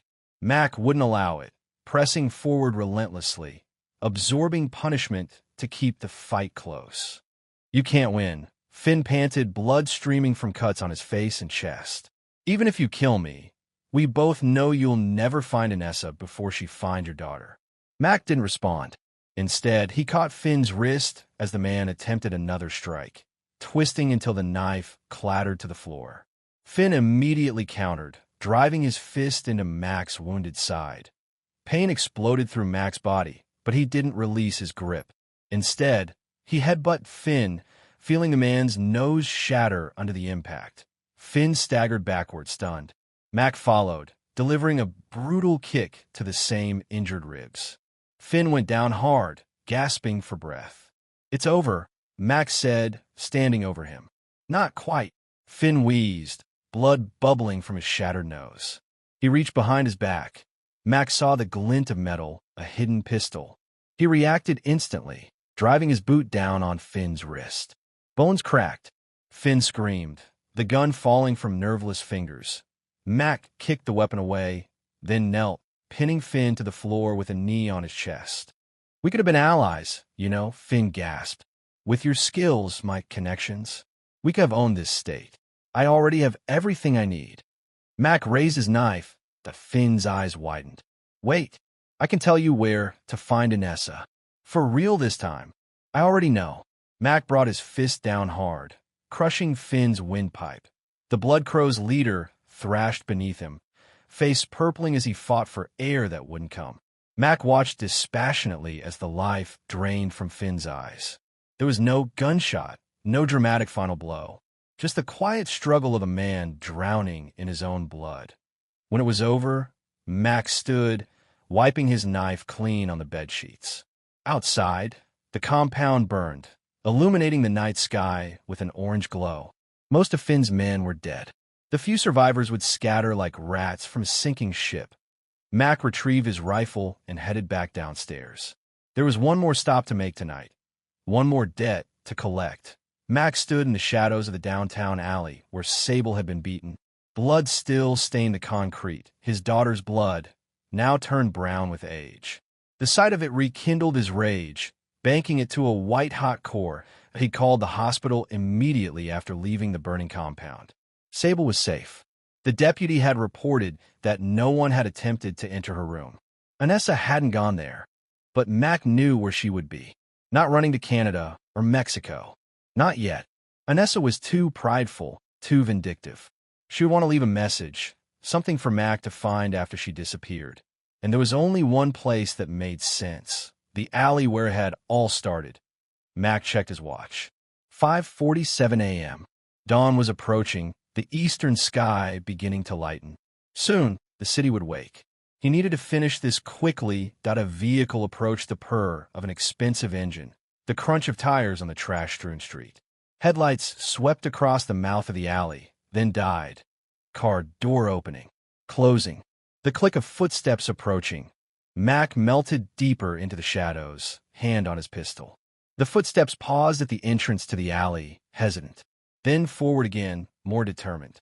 Anessa appeared, a silhouette against the faint pre-dawn light. She wore an expensive coat, her platinum hair gleaming even in the dimness.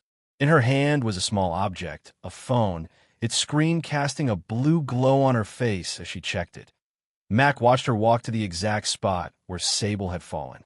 Anessa looked down at the bloodstain, then around at the alley walls. She was looking for something or preparing to leave something as he stepped forward, deliberately scuffing his boot against the ground. Anessa whirled, her hand diving into her purse. "Who's there?" "Hello, Anessa." Mac moved into the faint light, gun at his side, but visible. She froze, eyes widening. Then, remarkably, she smiled. "Mac, you're alive." Disappointed? Surprised. She eased her hand out of her purse empty. "Good choice. I thought you'd be at the compound with Finn." "Finn's dead." A flicker of something fear, perhaps, or calculation crossed her face. "All of them. Everyone who stayed to fight." Anessa nodded slowly. "And now you're here for me." "Yes. You know me so well." She took a step back. "But you're forgetting something important, Mac." "What's that?" "I'm still legally Sable's mother." Anessa's smile returned, cold and confident. "Kill me, and you'll spend the rest of your life in prison. What happens to her then?" Mac almost laughed. "You think I care about prison? About laws? After what you did to her? It wasn't personal, Mac. It was about the money. It's always been about the money. Beating a 17-year-old girl wasn't personal." Mac's voice hardened. Leaving her for dead in this alley wasn't personal. She wasn't supposed to be hurt that badly. Anessa took another step back. "Bryson got carried away. I just wanted to send you a message." Message received. Mac raised the gun. "I've got one for you too." Anessa's composure cracked. "Wait, Mac, please. We can work something out. I'll drop any claim to the money. I'll disappear. You'll never see me again. Too late for that.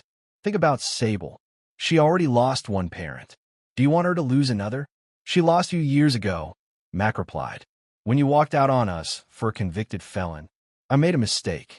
Tears appeared in Inessa's eyes, practiced, calculated tears that Mac had seen many times before. I never stopped loving her. Or you. Mac stepped closer. You're pathetic, you know that? Still trying to manipulate your way out of consequences. Mac, please. Inessa was openly crying now, backing away until she hit the alley wall. I'm begging you. Like Sable begged? Did you listen when she pleaded for you to stop? I'm sorry. I'm so sorry. Mac grabbed her by the throat, pushing her against the wall. No, you're not. You're sorry you lost. Sorry your plan failed. Sorry you're about to die. Inessa's hand shot out, something metallic flashing in the growing light. A small pistol, pulled from her coat pocket. Mac caught her wrist, smashing it against the brick wall until the gun clattered to the ground. Always a backup plan, right, Inessa? She spat in his face. Go to hell. You first. Mac dragged her to the center of the alley, forcing her to her knees on the bloodstain. Right here, where you left our daughter to die. Inessa looked up at him, hatred replacing the false tears. Do it, then. Prove what a big man you are. Mac pressed the barrel of his gun against her forehead. This isn't about being a man. It's about justice. Justice. Inessa laughed bitterly. You call this justice? This is revenge, pure and simple. No second chances, Max said quietly. That's what you told Sable, right? Before Bryson kicked her in the face. Inessa's eyes widened. Mac! The gunshot echoed through the alley, cutting off her final plea. Inessa's body crumpled, falling sideways onto the concrete. Blood pooled around her head, mingling with the older stain of Sable's blood. Max stood over her for a long moment, feeling nothing. No satisfaction, no relief, no regret. Just an emptiness where the rage had been done. He tucked the gun away and walked out of the alley without looking back. In the east, the sun was rising, painting the sky in shades of red. A new day was beginning. 3 weeks later, Max stood on the porch of a cabin nestled in the mountains north of Bozeman. The property was remote, 20 acres surrounded by national forest land, accessible only by a single dirt road. Perfect for a fresh start. Behind him, the door opened. Sable stepped out, moving carefully but without the pain that had marked her first days out of the hospital. The bruises on her face had faded to yellow shadows, and the walking cast on her leg would come off in another week. She carried 2 mugs of coffee, offering one to Mac. Thanks. He accepted it, turning back to the view, mountains rising into clouds, a valley spread out below them. It's beautiful here, Sable said, coming to stand beside him. Peaceful. Mac nodded. They'd both needed peace after everything that had happened. The official story was that the Blood Crows had become embroiled in a gang war that had spilled into Billings. Mac's ranch had been caught in the crossfire, destroyed in an attack that he'd narrowly escaped. One questioned why the gang had targeted him specifically. No one connected him to the deaths of Inessa, Finn, or any of the others. There were no witnesses, no evidence pointing his way. Sheriff Griggs had been found dead in his office 3 days after the destruction of Finn's compound, an apparent suicide. His note confessed to corruption, to taking money from the Blood Crows. He'd shot himself in the head with his service weapon. Or so the official report stated. The few surviving Blood Crows had scattered, fleeing Montana entirely. The organization was finished, its leadership decimated, its operations in ruins. As for Mac and Sable, they'd used a portion of Augustus's money to start over. New identities, new location, new life. The rest had been donated anonymously to various charities supporting victims of violent crime. What are you thinking about? Sable asked, sipping her coffee. The future. Mac glanced at her. Your college applications went out yesterday. NYU, she said, a small smile lifting the corner of her mouth. Do you think I'll get in? I know you will.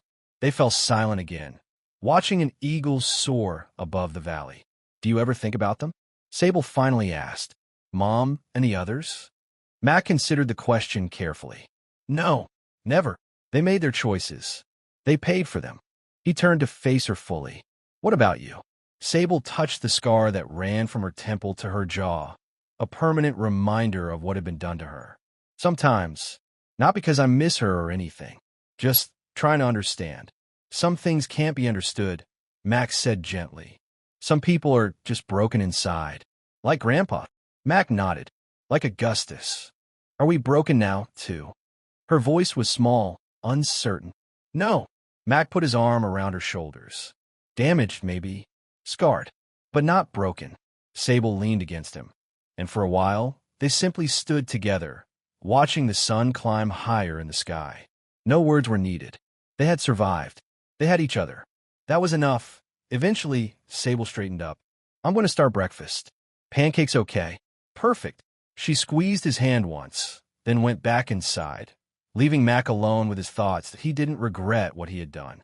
Not a single death, not a drop of blood spilled. In the world he had known as a Marine, there were rules of engagement, lines that couldn't be crossed. But when those lines had been crossed against his family, the old rules no longer applied. He had gone to war, just as he'd been trained to do. And like every war, it had exacted its price not in guilt or nightmares, but in the knowledge that he was capable of such calculated violence, that such darkness existed within him, ready to be called upon if needed. But as he watched the sun illuminate the valley before him, Mac knew that darkness would remain dormant now. The debts had been paid, the accounts settled. There was nothing left but to live the life that had been salvaged from the wreckage. Mac finished his coffee and went inside to join his daughter, closing the door gently behind him. In the distance, an eagle cried out a sound of freedom, of wildness, of life continuing despite everything, just as they would. Ryland Grady leaned back in his ergonomic office chair, fingers flying across the keyboard as he put the finishing touches on his latest consulting report. The San Francisco skyline stretched out beyond his window, a testament to the tech empire he'd helped build over the last decade. At 35, he was at the top of his game, a self-made millionaire whose sharp mind and relentless work ethic had catapulted him from humble beginnings to the upper echelons of Silicon Valley. As he hit send on the email to his latest Fortune 500 client, Ryland allowed himself a small smile of satisfaction. Another seven-figure payday in the bank. Not that anyone would guess it to look at him. His simple button-down and jeans were a far cry from the flashy designer suits favored by many of his colleagues. The battered Ford pickup in the parking garage stood out like a sore thumb among the sea of Teslas and BMWs. Ryland preferred it that way. He'd learned the value of humility and discretion from his mother back in Boise. The memory of her exhausted face as she came home from another double shift was seared into his mind. They'd never had much, but she'd given him everything he needed to succeed. You don't need to show off to prove your worth, she'd always said. Let your actions speak for themselves. It was a lesson he'd taken to heart, even as his bank account had grown to eye-watering proportions. What was the point of flaunting wealth when it couldn't buy the things that really mattered? The ping of his phone interrupted his musings. A text from Kim. Dinner at the Andersons tonight. Don't forget. Ryland sighed, a hint of tension creeping into his shoulders. These dinners with Kim's friends always left him drained. He much preferred quiet nights at home with his wife, but she'd been pushing for more couple time lately. Probably another attempt to nudge him towards a more lavish lifestyle. As he packed up his laptop, Ryland's mind drifted to the early days of their relationship. Kim had been a breath of fresh air, vibrant, ambitious, with a zest for life that pulled him out of his workaholic shell. Her wide-eyed enthusiasm when he'd proposed still brought a warmth to his chest. But lately, that sparkle had dimmed, replaced by a restlessness he couldn't quite pin down. The drive home was quicker than usual, Silicon Valley traffic mercifully light for once. As Ryland pulled into the driveway of their modest suburban home, he spotted Kim through the window, pacing back and forth on her phone. Even from a distance, he could see the agitation in her movements. He barely had time to close the front door before Kim rounded on him, her perfectly manicured nails tapping an impatient rhythm against her phone case. There you are. I was starting to think you'd forgotten. Ryland raised an eyebrow. I'm home an hour earlier than usual, Kim. She waved a dismissive hand. Well, We need to leave in 30 minutes if we want to make it on time. The Andersons just moved to that new development in Los Altos Hills. Remember? Right, Ryland said, trying to keep the weariness out of his voice. Let me just grab a quick shower and change. Kim's eyes narrowed as she took in his worn jeans and scuffed work boots. Please tell me you're not planning to wear that ratty flannel shirt again. This is an important dinner. Reed Jason just made partner at his law firm. We need to make a good impression. Ryland bit back a retort.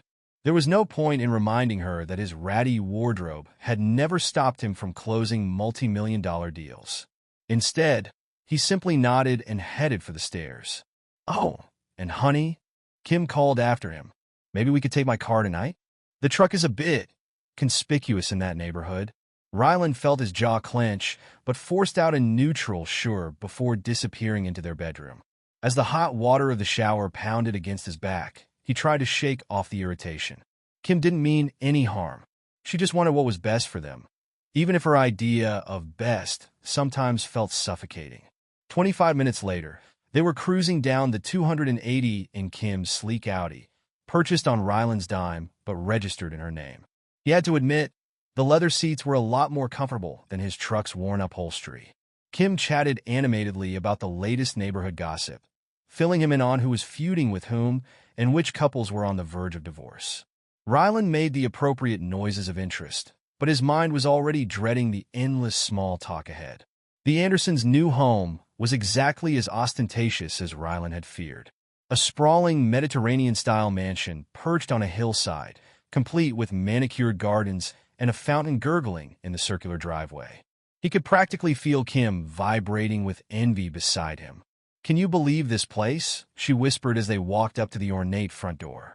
Jason said they got it for a steal at only $8 million. Imagine living somewhere like this. Ryland chose not to point out that he could buy this house 10 times over without blinking. Instead, he plastered on a polite smile as the doors swung open to reveal their hosts. Kim, Ryland, so glad you could make it. Melissa Anderson air-kissed them both, the scent of expensive perfume lingering in her wake. Her husband Jason stood behind her, all white teeth and California tan. Come in, come in. Melissa ushered them inside. Dinner's almost ready, but Jason was just about to give everyone the grand tour. You have to see the wine cellar, it's to die for. The next hour passed in a blur of high ceilings, marble countertops, and artisanal this and that. Ryland nodded and smiled at all the appropriate moments, but he couldn't help noticing the way Kim's eyes lit up at each new extravagance. The longing in her gaze was impossible to miss. Finally, they settled around an enormous dining table that probably cost more than some people's yearly salary.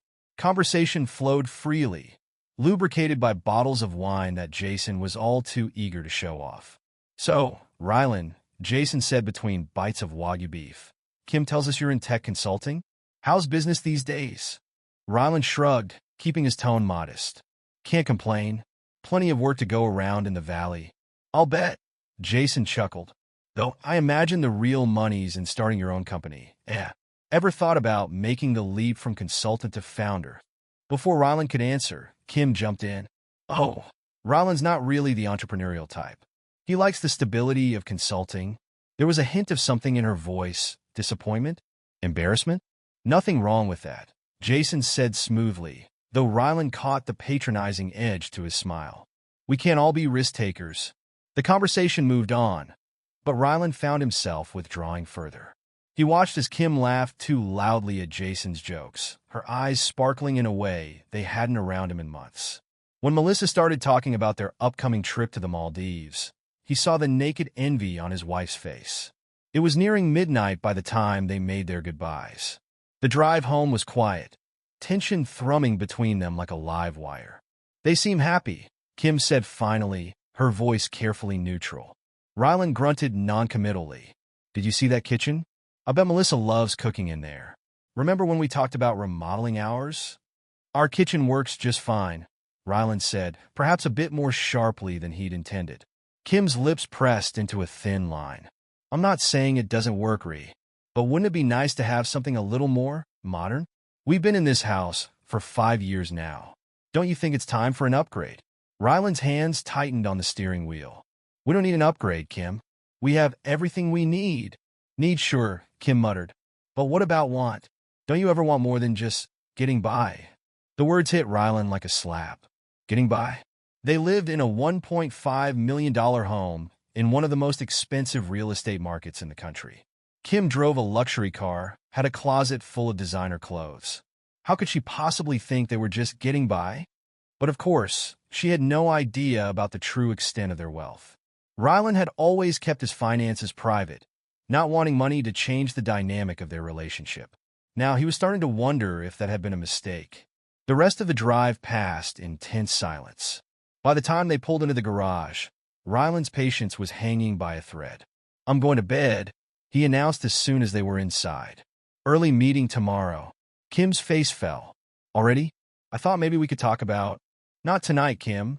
Ryland cut her off, already heading for the stairs. I'm beat. He felt a twinge of guilt at the hurt look on her face, but he pushed it aside. He needed time to think, to figure out how they'd ended up so far apart without him even realizing it. Sleep was elusive that night. Ryland tossed and turned, Kim's words echoing in his head. When he finally drifted off, his dreams were a confused jumble of dollar signs and disappointed faces. The next few weeks passed in a haze of work and stilted conversations. Ryland threw himself into his consulting, taking on even more clients in an effort to distract himself from the growing distance between him and Kim. She, in turn, seemed to be spending more and more time with her real estate colleagues, coming home later and later with forced smiles and vague explanations. It all came to a head on a quiet Sunday evening. They were having dinner takeout because neither of them had felt like cooking. The TV droned softly in the background, filling the silence that had become all too common lately. So, Kim said, pushing her lo mein around her plate, Stacy's having a little get-together next weekend. Just a casual thing with some of the girls from the office. You don't mind if I go, do you? Ryland shrugged. Why would I mind? You don't need my permission, Kim. She flinched slightly at his tone. I know that. I don't want you to feel like I'm avoiding you or anything.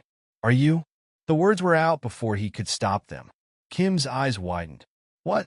No, of course not. Why would you think that?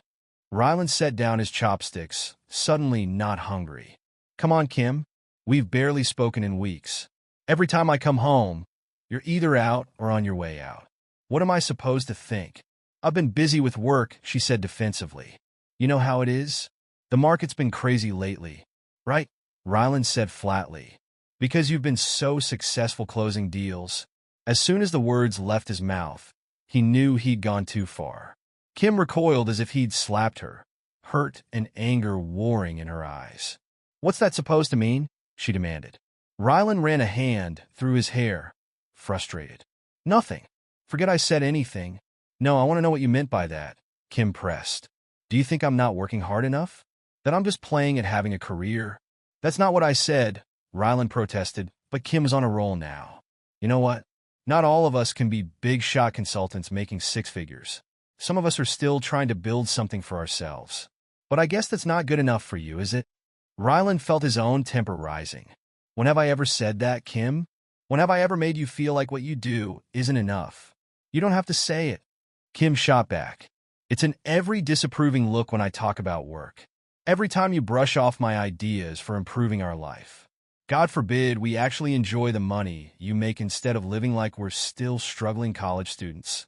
There's nothing wrong with living within our means, Ryland said tightly. Just because we don't flaunt every penny doesn't mean we're struggling. Kim let out a bitter laugh. Our means? Ryland, we live in a nice house in a good neighborhood. That's great. But you act like splurging on anything beyond the basics is some kind of moral failing. Would it kill you to want something more? To actually enjoy life a little? I do enjoy life, Ryland insisted. I enjoy our life. At least I thought I did. Apparently. That's not enough for you anymore. The words hung between them, heavy with implication. Kim's face crumpled, tears welling in her eyes. You know what? Maybe it's not, she said quietly. Maybe we want different things. Maybe we're not as compatible as we thought. Ryland felt like the floor had dropped out from under him. What are you saying, Kim? She stood up, wrapping her arms around herself. I'm saying, I don't know. I need some time to think, to figure out what I really want. Kim, Ryland started, but she was already heading for the door. I'm going to stay with Stacy for a few days, she said, not meeting his eyes. I think we both need some space to figure things out. Before Ryland could formulate a response, she was gone, the sound of the front door closing echoing through the suddenly empty house. He sat there for a long time, staring at the half-eaten takeout containers and wondering how they'd gotten to this point. Part of him wanted to run after Kim, to tell her everything about his real income, about the millions sitting in offshore accounts. But another part, the part that remembered his mother's lessons about the true value of things, held him back. If money was all it took to make Kim happy, to make her stay, was that really a marriage worth saving? The next few days passed in a blur. Ryland went through the motions at work, his usual sharp focus dulled by the constant replay of their argument in his head. He found himself reaching for his phone a dozen times a day, composing messages to Kim only to delete them unsent. On the fourth day, he came home to find Kim waiting for him, a small suitcase by her feet. His heart leapt for a moment, thinking she'd come to her senses. But the grim set of her mouth told a different story. "We need to talk," she said, and Ryland's world came crashing down. What followed was quite possibly the most surreal conversation of Ryland's life. Kim, her voice alternating between anger and tears, laid out all her frustrations. How she felt stifled by their modest lifestyle. How she'd watched her friends advance in their careers and upgrade their lives while she felt stuck in place. How she'd come to resent what she saw as Ryland's lack of ambition. "I can't do this anymore, Ree," she said finally. "I thought I could be happy with a simple life, but I'm not. I want more. I deserve more." Ryland listened in stunned silence, a maelstrom of emotions churning inside him. Hurt, anger, disbelief, and underneath it all, a cold, hard nugget of resolve. "So that's it," he said when she'd finished. "You're walking away from 5 years of marriage because I don't make enough money for you?" Kim flinched. "It's not just about the money. It's about feeling like we're moving forward, like we're building something together. But you're content to just exist. I need more than that." Ryland nodded slowly, a plan forming in his mind. "I see. And I suppose you think you'll find that more out there somewhere." "I have to try," Kim said, not meeting his eyes. "I'm still young. I have time to start over. To find someone who shares my goals." "Someone richer, you mean?" Ryland said flatly. Kim's silence was all the answer he needed. "All right," he said, surprising himself with how calm he sounded. "If that's what you want, I won't stand in your way. We'll get a quick, clean divorce. No fuss, no muss." Kim looked up, startled. You're not going to fight this?" Ryland shook his head, his voice steady. "What's the point? You've made it clear what you want, and it's not me. Not unless I suddenly turn into some flashy millionaire overnight." He watched the flicker of regret in Kim's eyes, quickly replaced by determination. She nodded, squaring her shoulders. "I'll have my lawyer draw up the papers. We could do this amicably, right?" "Of course," Ryland said, his tone neutral. "I'll have Carla handle things on my end. She'll make sure everything's fair." Kim's eyebrows rose slightly at the mention of Ryland's high-powered lawyer friend, but she didn't comment. Instead, she picked up her suitcase, hesitating for a moment. "I am sorry, Ree," she said softly. "I do love you. I just—" "Not enough," Ryland finished for her. "I get it. Go on, Kim. Your new life is waiting." As the door closed behind her, Ryland let out a long, slow breath. He walked to the window, watching as Kim's car pulled out of the driveway for the last time. A mix of emotions swirled within him. Anger, hurt, a touch of relief, and underneath it all, a steely determination. He pulled out his phone, dialing a familiar number. "Carla? It's Ryland. I need your help with something. How fast can you process a divorce?" The next few weeks passed in a whirlwind of paperwork and terse meetings. True to his word, Ryland kept things civil, agreeing to a modest settlement that wouldn't reveal the true extent of his wealth. Kim, eager to start her new life, didn't push for more. It was during one of these meetings that Ryland overheard a snippet of conversation between Kim and her friend Stacy. They were huddled in a corner of the lawyer's office, speaking in hushed tones. "I'm telling you, Kim, this guy is perfect," Stacy was saying. "Nate Cole. He's got money, style, everything you've been looking for. And he's been asking about you. Rylan turned away, his jaw clenching. So Kim had already lined up her next target. He shouldn't have been surprised, but the speed of it still stung. The day the divorce was finalized, Rylan found himself alone in the house he'd once shared with Kim. He wandered from room to room, memories pressing in from all sides. In the kitchen, he paused, remembering Kim's complaints about wanting to remodel. With a sudden burst of energy, he grabbed a notepad and started sketching out plans for a complete overhaul. Why not? It was his house now. He could do whatever he wanted with it. As he worked, Rylan felt a weight lifting from his shoulders. For years, he'd been holding back, trying to maintain a facade of modest success to keep Kim grounded. Now he was free to live as he chose, to enjoy the fruits of his labor without guilt or explanation. His phone buzzed with a text from Carla. "It's done. You're officially a free man." Rylan smiled, a plan forming in his mind. He'd give Kim exactly what she wanted, a glimpse of the wealthy lifestyle she'd been craving. But by the time she realized what she'd thrown away, it would be far too late. He opened his laptop, firing off emails to his financial advisors. It was time to start making some very visible investments. Let the rumors start flying about the suddenly successful Rylan Grady. He'd make sure they reached Kim's ears, but always secondhand, always just out of reach. As night fell, Rylan stood at his window, looking out over the Silicon Valley skyline. He raised a glass of whiskey in a silent toast. To new beginnings, to sweet revenge, and to the lesson Kim was about to learn the hard way. Be careful what you wish for.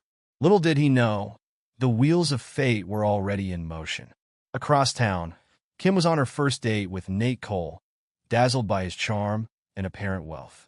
She had no idea of the house of cards she was walking into, or of the storm brewing on the horizon. Rylan's phone buzzed again. A news alert about a rising star in the tech world him. He smiled, a cold, determined glint in his eye. The game was on. Weeks had passed since the divorce, and Rylan found himself settling into a new routine. His days were filled with work, his evenings with the quiet satisfaction of finally living life on his own terms. The kitchen remodel was well underway, and he'd started making strategic appearances at high-profile tech events, carefully cultivating his new public image. One crisp morning, Rylan was enjoying his coffee on the patio when his phone buzzed. He glanced at the screen, eyebrow raising at the unfamiliar number. Curiosity got the better of him. "Rylan Grady speaking." He answered, voice neutral. "Rylan?" The voice on the other end was shaky, uncertain. It took him a moment to place it. "Kim." He fought to keep the surprise out of his tone. "What do you want?" Can we talk? Please? I need to see you." The desperation in her voice was palpable. Rylan's first instinct was to hang up, but a cold curiosity took hold. "This could be interesting." "Fine," he said flatly. The cafe on 3rd Street. 1 hour. He arrived early, choosing a table with a clear view of the entrance. Right on time, Kim walked in, and Rylan had to stifle a gasp. She looked terrible-haired, disheveled, dark circles under her eyes, designer clothes wrinkled and unkempt. This was not the polished, ambitious woman who had walked out on him. Kim slid into the seat across from him, hands fidgeting nervously with her purse. "Thank you for meeting me," she said softly. Rylan leaned back, face impassive. "What do you want, Kim?" She took a deep breath. I made a huge mistake, Ree. Everything's falling apart. Nate, he's not who I thought he was. We're drowning in debt. And I miss the stability we had. I miss you." Rylan's eyebrows shot up. "Stability?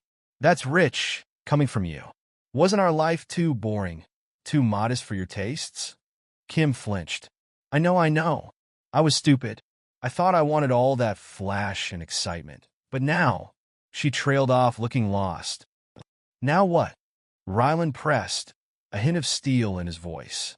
"You thought you'd come crawling back, and I'd welcome you with open arms?" "No. I hoped." "Godry, I don't know what I hoped." Tears welled in her eyes. "I just know I made the biggest mistake of my life walking away from you." Rylan studied her for a long moment. Part of him, a part he wasn't proud of, relished seeing her so broken. But mostly he felt nothing. The woman in front of him was a stranger, one he no longer had any desire to know. Kim, he said slowly, I make $1.5 million a year. The color drained from Kim's face. What? No, that's impossible. You never. I didn't think it mattered. Rylan cut her off, voice cold. You left without ever really knowing me, Kim. Without ever bothering to look beyond the surface. Kim's mouth opened and closed, no sound coming out. She looked like she'd been slapped. But why didn't you ever say anything? Why did we live so modestly? Rylan's laugh was without humor. Because money isn't everything, Kim. I thought you understood that once. Clearly I was wrong. We can fix this, can't we? Kim leaned forward, voice trembling. I was wrong. I was so stupid. I just didn't know. Please, give me another chance. Rylan looked at her, really looked at her. He saw the desperation, the regret, and he felt nothing. No anger, no satisfaction. Just a bone-deep weariness. You already made your choice, Kim, he said quietly. I'm not a second option. I'm not a safety net. And I'm certainly not a fool. Before Kim could respond, a man's voice cut through the tension. Kim? What's going on here? Rylan looked up to see a tall, well-dressed man approaching their table. Even without the introduction, he would have pegged this as Nate Cole. The flashy watch, the too-white smile, it all screamed new money and bad decisions. Kim's eyes widened in panic. Nate! This isn't, we were just... Rylan stood, gathering his coat. I'll let you two figure it out, he said calmly. He turned to Nate, offering a bland smile. Good luck. You're going to need it. As he walked away, he heard Kim's frantic explanations and Nate's increasingly angry responses. He didn't look back. The encounter left Rylan feeling oddly energized. He threw himself into his work with renewed vigor, taking on high-profile clients and making waves in the tech world. His name started appearing in industry publications, whispers of his success spreading through Silicon Valley like wildfire. It was at one of these industry events that he met Chloe Adams. She was giving a presentation on innovative software development techniques, and Rylan found himself captivated not just by her ideas, but by her down-to-earth demeanor. After her talk, he approached her at the networking mixer. Impressive presentation, he said, offering his hand. Rylan Grady.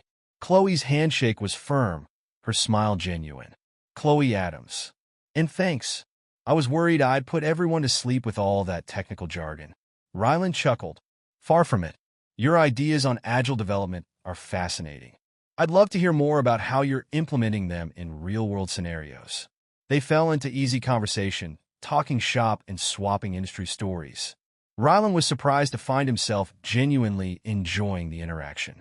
It had been a long time since he'd connected with someone on an intellectual level like this. As the evening wound down, Rylan found himself reluctant to end the conversation. Listen, he said, I know this is a bit forward, but would you like to grab coffee sometime? Continue this discussion in a less corporate setting. Chloe tilted her head, considering. You know what? I'd like that. But full disclosure, I'm not interested in climbing any corporate ladders or latching onto the next big thing. If that's what you're after, I'll save us both some time. Rylan felt a genuine smile spread across his face. Chloe, that might be the most refreshing thing I've heard all year.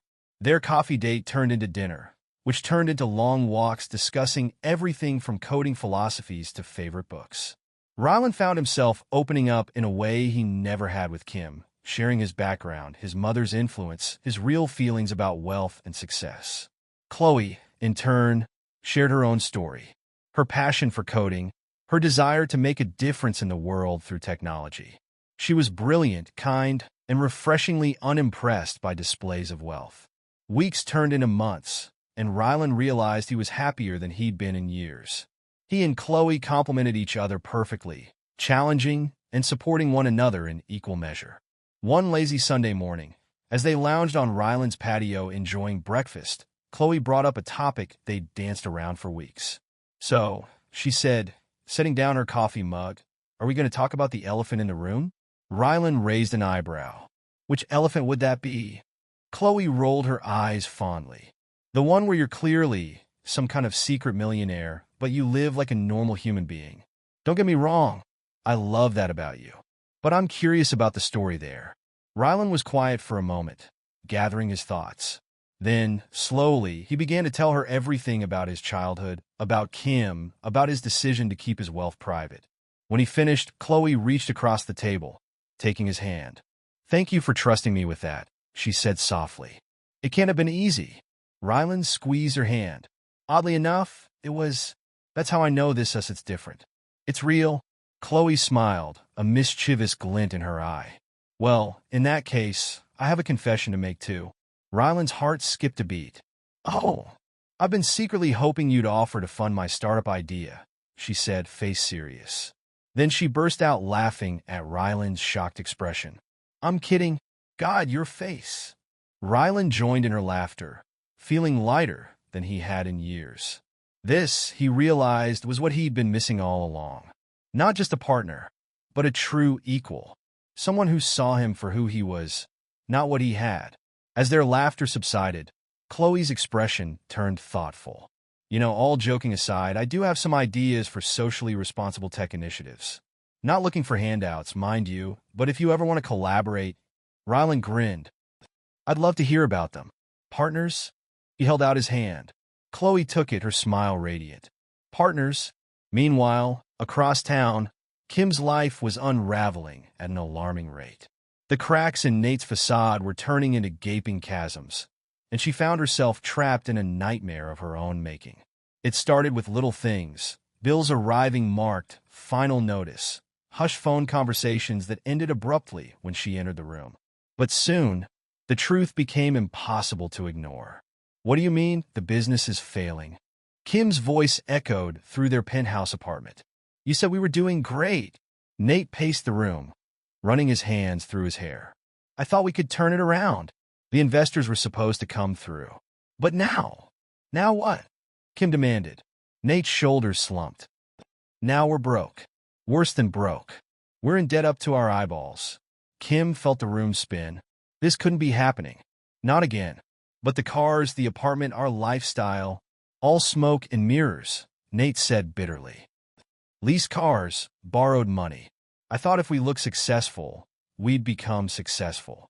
Fake it till you make it, right?" Kim sank onto the couch, head in her hands. "Oh God. Oh God. What have I done?" As the days passed, their situation went from bad to worse. The penthouse was repossessed, the cars taken away. They moved into a tiny apartment in a part of town Kim had once turned her nose up at. She tried reaching out to her old friends, but word of their downfall had spread quickly. Doors that had once been open to her were now firmly shut. Even Stacy, who had introduced her to Nate, wouldn't return her calls. In desperation, Kim tried to restart her real estate career. But her reputation was in tatters, and no one was willing to take a chance on her. One night, after another fruitless day of job hunting, Kim found herself staring at her phone. Rylan's number glowed on the screen, a beacon of hope in her darkening world. Her finger hovered over the call button. "Don't even think about it," Nate's voice startled her. He stood in the doorway, eyes hard. "You made your choice, Kim. You're with me now, for better or worse." Kim looked at him, really looked at him. Gone was the charming, confident man she'd thought she married. In his place stood a bitter, angry stranger. "Is this really what you want?" she asked softly. Nate's laugh was harsh. "Want? Since when does what we want matter? This is what we've got, Kim. Better get used to it." As he stalked out of the room, Kim turned back to her phone. With trembling fingers, she pressed call. It went straight to voicemail. "You've reached Rylan Grady. I'm unavailable to take your call. If this is a business matter, please contact my assistant. If this is a personal call, well, you probably shouldn't have this number." Kim's breath caught in her throat. Even his voicemail sounded different. Confident, successful. Everything she'd once thought she wanted. "Rylan," she whispered into the phone. I'm sorry. I was wrong. About everything. Please call me back. I need help." She ended the call, tears streaming down her face.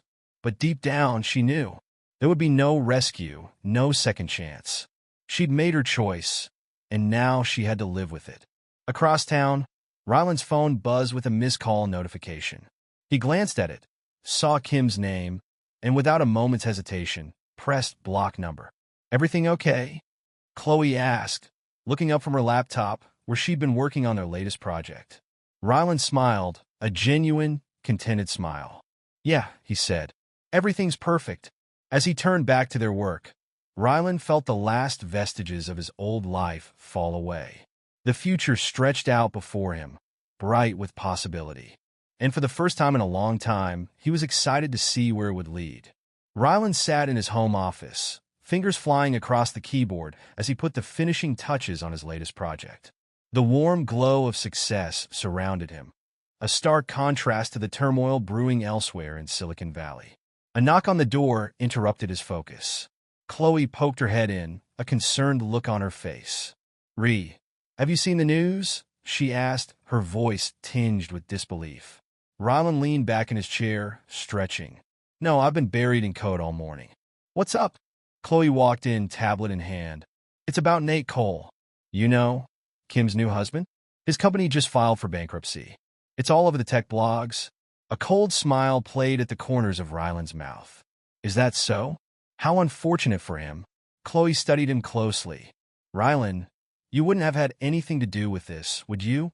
Ryland met her gaze steadily. "Let's just say I made some strategic moves in the business world. If those moves happen to impact Mr. Cole's company, well, that's just the nature of the game, isn't it, Ryland?" Chloe said, her tone a mix of admiration and concern. "What exactly did you do?" Ryland stood, walking to the window that overlooked the San Francisco skyline. "I may have used some of my connections to ensure that Cole's company was blacklisted from key financial networks. Made it nearly impossible for him to secure the funding he needed to keep his house of cards standing." Chloe's eyes widened. "That's ruthless." Ryland turned to face her, his expression hard. "It's business, Chloe. Cole was running a scam, preying on people's desire for a flashy lifestyle. He just picked the wrong mark this time, and it has nothing to do with the fact that he married your ex-wife." Chloe pressed. Ryland's laugh was without humor. "Oh, it has everything to do with that. I'm not going to pretend otherwise. Kim made her choice. Now they both get to live with the consequences." Chloe was quiet for a moment, processing. Then she nodded slowly. "I get it. I don't know if I agree with it, but I get it. Just be careful, okay? Don't let this consume you." Ryland's expression softened as he looked at her. "I won't. This is the end of it, I promise. From here on out, it's all about our future." Across town, the fallout from Nate's business collapse was reaching a fever pitch. Kim paced their small apartment, phone pressed to her ear. "What do you mean? There's nothing left," she hissed into the receiver. "There has to be something." Nate's voice crackled through the speaker, defeated and angry. "It's gone, Kim. All of it. The business, our savings, everything. We're wiped out." Kim felt the room spin. She collapsed onto the worn couch, her free hand clutching at her hair. "How could this happen? You promised me. You said we'd be set for life." "I thought we would be," Nate shouted back. "But someone's been working against us, Kim, blocking every move, cutting off every lifeline. It's like they knew exactly where to hit us." A chill ran down Kim's spine. She thought back to her last conversation with Ryland, the cold look in his eyes when he revealed his true wealth. Could he have? "Nate," she said slowly, "I think I might know who's behind this." "What? Who?" Nate demanded. Kim took a deep breath. "My ex-husband, Ryland. He's got more money and influence than I ever realized. And he's not the forgiving type." The line went quiet for a long moment.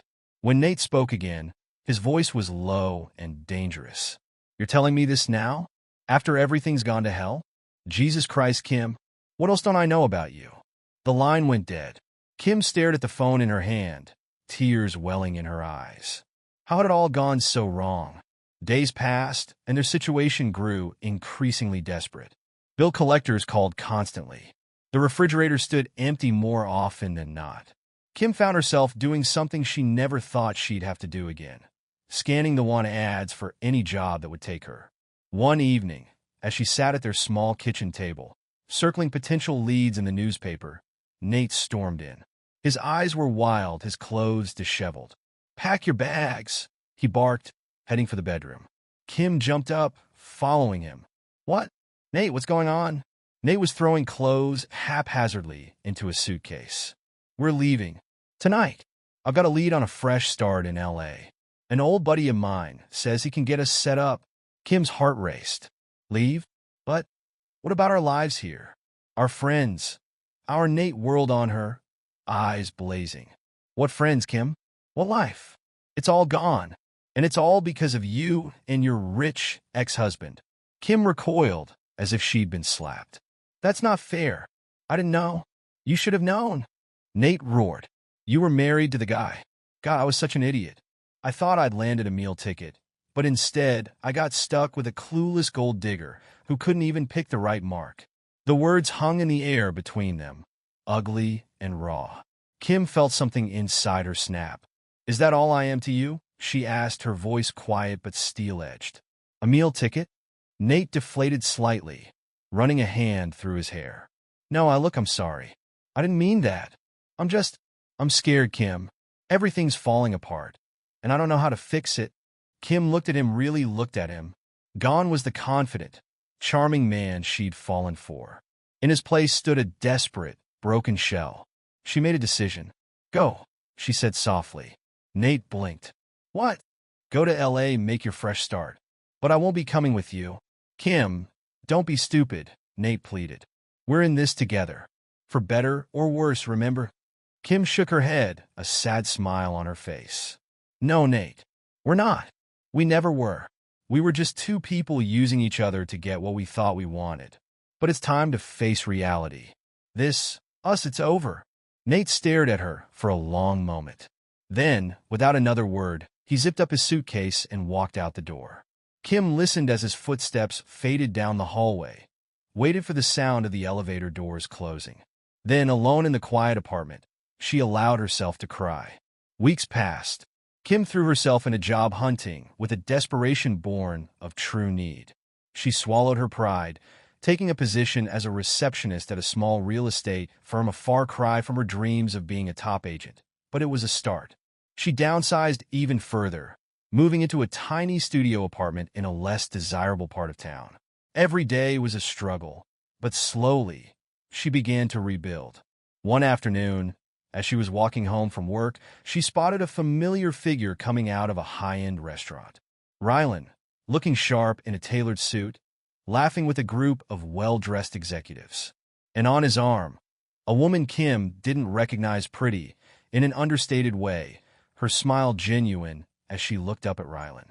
Kim felt a pang in her chest, not of jealousy, exactly, but of regret for what might have been. She watched as Rylan helped the woman into a waiting car, his hand lingering on her back. He looked happy, truly happy, in a way Kim realized she'd never seen him before. Before she could stop herself, Kim called out, Rylan! He turned, his eyes scanning the street before landing on her. The warmth in his expression cooled instantly. Kim, he said, his voice neutral. This is a surprise. Kim approached cautiously, suddenly aware of her shabby work clothes and scuffed shoes. I saw you, and just, how are you? Rylan's eyebrow raised slightly. I'm doing well. Very well, in fact. And you? Kim forced a smile. Oh, getting by. Starting over.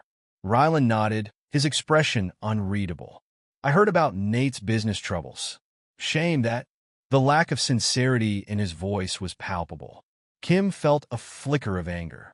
Did you have something to do with that? She asked, her voice low. Rylan's smile was cold. The tech world can be cutthroat, Kim. Nate should have done his due diligence before trying to play with the big boys. You ruined us, Kim hissed. Was it your plan all along? To watch us crash and burn? I didn't ruin anyone, Rylan replied calmly. I simply allowed the consequences of your choices to play out. You wanted flash and excitement, Kim. Well, this is where that path led. Kim felt tears pricking at her eyes. I made a mistake, I know that now. I'm sorry. For everything.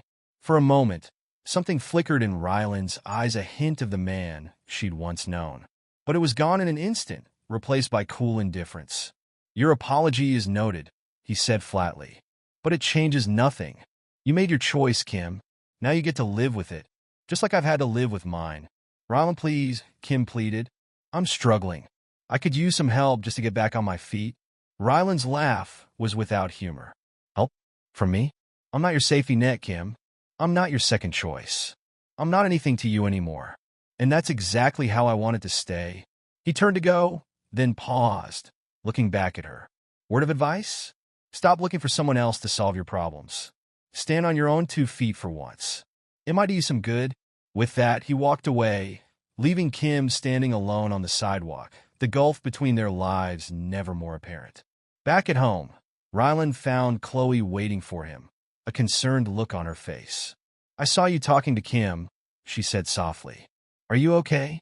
Ryland sank onto the couch beside her, suddenly feeling drained. Yeah, I'm fine. It was strange, seeing her like that. Chloe took his hand. Do you regret it? What you did in Nate's company? Ryland was quiet for a moment, considering. Then he shook his head. No, I don't. They made their choices. I just made sure those choices had consequences. And now, Chloe pressed. Is it over? Ryland looked at her, really looked at her. He saw concern in her eyes, but also understanding. And love. Real, unconditional love. Yes, he said firmly. It's over. Kim, Nate, all of it, that's the past. You're my future, Chloe. You and the life we're building together.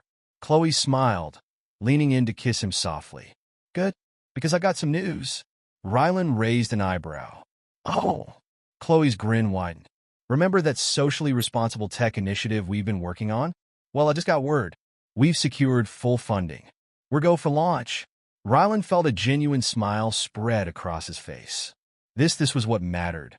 Not revenge, not old wounds, but creating something meaningful, something that could make a real difference. Partner, he said, pulling Chloe close, I think we've got work to do. As they bent over Chloe's laptop, excitedly discussing plans for their new venture, Ryland felt a sense of peace settle over him. He'd walked through fire, faced his demons, and come out stronger on the other side. Kim, Nate, the pain of the past, all of it faded into insignificance compared to the bright future ahead. He'd learned his lesson, paid his dues, and now it was time to truly live. Epilogue. Months later, Ryland sat in his home office, sipping coffee as he scrolled through the morning news.